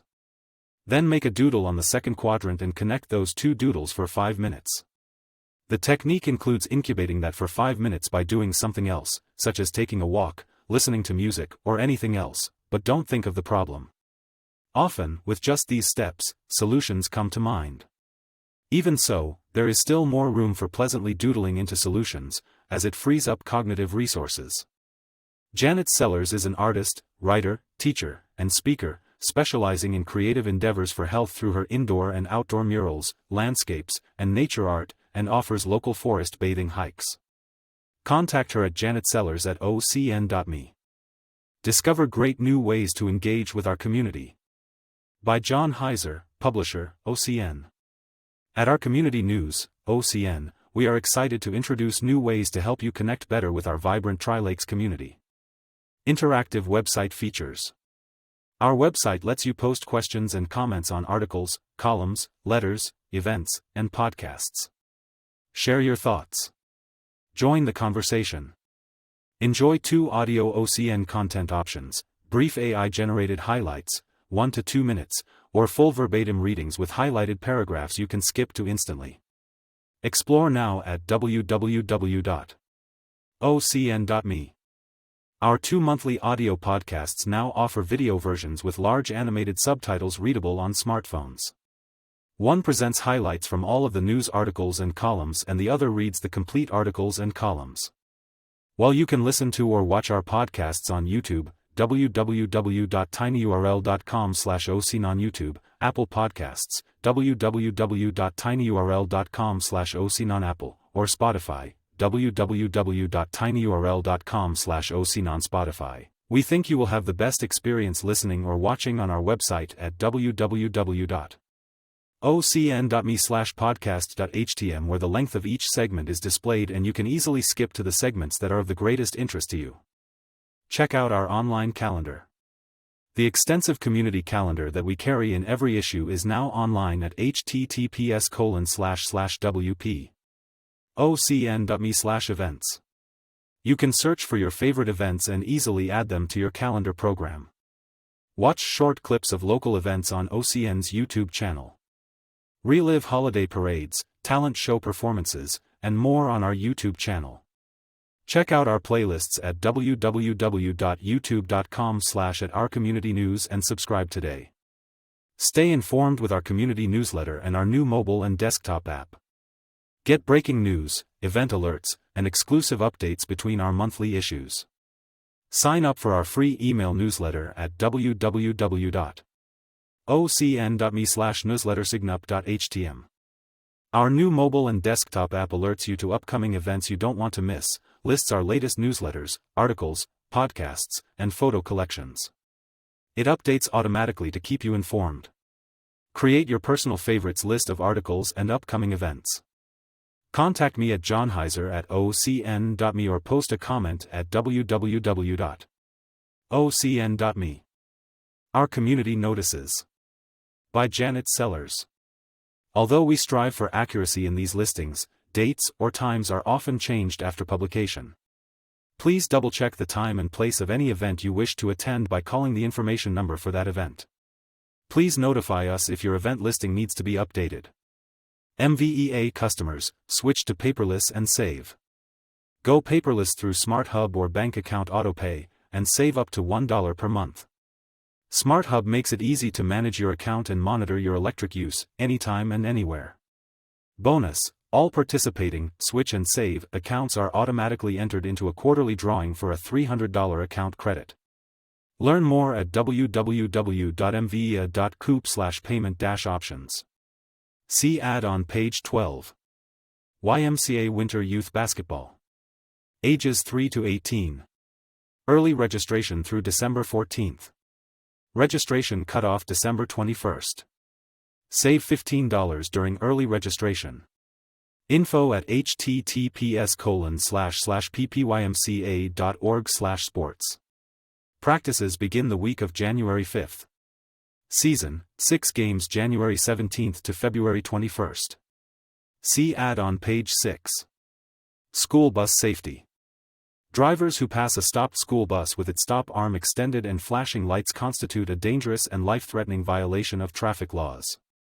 In Colorado, you must stop for a school bus with flashing red lights and an extended stop arm, stopping at least 20 feet away, unless you are on the opposite side of a highway divided by a physical, raised, or depressed median, b, on a two-lane road or one where painted lines, but no physical barrier, separate lanes, you must still stop, c, after stopping. You must remain stopped until the bus's lights stop flashing and it begins to move again. Colorado school buses are increasingly being equipped with automated stop arm cameras to record and catch drivers who illegally pass a stopped school bus. Recent legislation allows for the installation and use of these systems by school districts. Academy School District 20 in Colorado uses school bus cameras, including the stop arm camera system and interior cameras, to enhance student safety and to document drivers who pass a stopped school bus with flashing lights and an extended stop arm. Bike rider and pedestrian safety. The end of daylight savings time and earlier dusk hours are a historically dangerous period for pedestrians. Pedestrian Safety Month is approaching, and CDOT is launching a campaign to remind Coloradans how they can protect our most vulnerable road users. The agency and its partners aim to promote safer behaviors on Colorado roads by highlighting alarming fatality trends. Pedestrian fatalities in Colorado have increased 88%, but in El Paso County they have increased 167%. Car seat update. Parents can visit carsetscolorado.com to locate a nearby car seat inspection station, register their car seat and learn how to properly install their car seat or booster seat. If you can't afford a car seat for your child, Run, We Cycle, Children's Hospital Colorado, and Safe Kids Colorado Springs have programs through which families can get a free or low-cost car seat. Visit their websites for more information.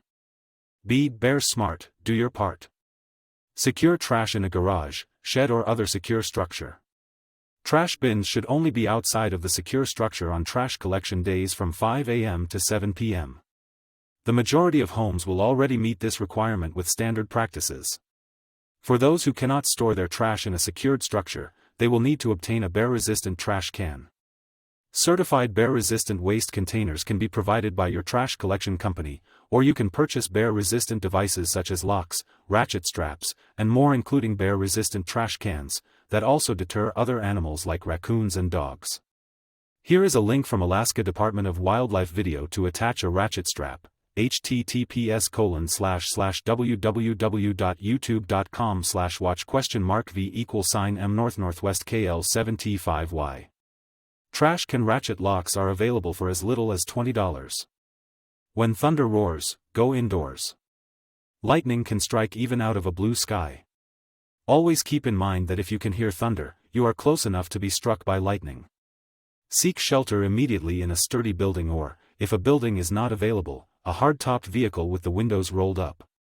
When indoors, refrain from using corded appliances or other equipment or facilities that put you in contact with electrical systems or plumbing. Stay inside until the storms have moved away and thunder is no longer audible. This is very important, since lightning can and occasionally does strike well away from the thunderstorm itself. Stay alert with weather reports, and curtail your outdoor activities during that time, or ensure that you have constant access to a sturdy, fully enclosed shelter, such as a home or business. Tools for parents and teachers. https://www.weather.gov/safety/lightning-teachers. School Lunches Program. For the first semester of 2025-26 school year, the Lewis Palmer School District will provide no-cost meals for all elementary students. However, it is still important for households to provide their income information when requested. Gathering this information allows Lewis Palmer School District 38 to receive the state and federal funding for which it qualifies. These funds go directly to schools to help cover the cost of meals and support after-school activities and other nutritional programs for students. El Paso County Trailability Program. Terrain hoppers in the nature centers at Fountain Creek and Bear Creek areas are off-road mobility vehicles that allow members of the El Paso County community and visiting guests with disabilities to experience trails previously inaccessible to them. Hike 1 to 3 miles through foothills and wetlands habitats with your friends, family, and a nature center staff or volunteer, May through October. Reservations required, participation is free. https://communityservices.elpasoco.com/trailability/. For more information on the Trailability Program, please contact Teresa Odello at 719-520-6981 or by email at thereseodello@elpasoco.com. Parents Helping Parents. NAMI Parent and Caregiver Support Group is a no-cost, peer support program for parents, caregivers, and other family who provide care and support for youth, ages 19 and younger, who are struggling with mental health issues including depression, anxiety, school or peer pressure, substances and more. Facilitated by trained volunteers who have been in your shoes. Meeting is second Monday of each month from 7 to 8:30 p.m. via Zoom. Register online at namicoloradosprings.org. For more information, call the office at 719-473-8477 or email info@namicos.org. Forest and gardening volunteers needed. Friends of Fox Run Park has openings for student volunteers, and grown-ups, too, most of the year for various tasks. Besides tasks, the group offers information and skills demonstrations for each 2 to 3 hour session, and celebrates volunteers at the park with annual community events. The Tri-Lakes Cares on-site garden in Monument also needs volunteers in fall, spring, and summer. Gardening tasks include preparing garden beds, weeding, sowing seeds, and developing the compost. Bring gardening gloves. Some tools will be provided on the workdays. Contact Janet Sellers at janetsellers@ocn.me or Marlene Brown at marlenebrown@ocn.me for more information. Tri-Lakes Cares needs your support. Tri-Lakes Cares is the only food pantry and human services organization serving northern El Paso County through emergency relief and self-sufficiency programs. The community-based, volunteer-supported center is a critical resource for our neighbors in need. The best way to help support Tri-Lakes Cares is to donate. Visit https://tri-lakescars.org/donate to learn how to donate money, medical items, personal supplies, or food. Please check the web for current needs in our food pantry at https://tri-lakescars.org/donate/current-needs. Donation drop-off hours are Monday through Thursday, 9 a.m. to 4 p.m. For more information about Tri-Lakes Cares or how you can help, contact Tri-Lakes Cares at 719-481-4864 or info@tri-lakescares.org. Black Forest Log School needs your help. Please help preserve the historic school for another 103 years. New exterior damage was discovered. It has exceeded the budget renovation funds. Friends of the Black Forest Log School, a 501c3 corporation, appreciates your donation. Please send a check or bring cash to Black Forest Community Foundation, 6770 Shoup Road, Black Forest, Colorado 90808. www.beeflogschool.com. Community volunteers. Many students need volunteer hours for scouting, civics classes, clubs, or would just like to volunteer for the good of it. Friends of Fox Run Park will have some openings for student volunteers, and grown-ups, too, most of the year for various tasks. Besides tasks, the group offers information and skills demonstrations for each 2 to 3 hour session, and celebrates volunteers at the park with annual community events.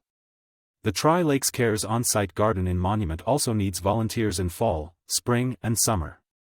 Gardening tasks include preparing garden beds, weeding, sowing seeds, and developing the compost. Bring gardening gloves. Some tools will be provided on the workdays. Contact Janet Sellers at janetsellers@ocn.me or Marlene Brown at marlenebrown@ocn.me for more information. Neighborhood safety. What qualifies as suspicious activity? If you see something, say something. It's vital to report to local law enforcement. Suspicious activity can refer to any incident, event, individual or activity that seems unusual or out of place. Some common examples of suspicious activities include a stranger loitering in your neighborhood or a vehicle cruising the streets repeatedly. Someone peering into cars or windows.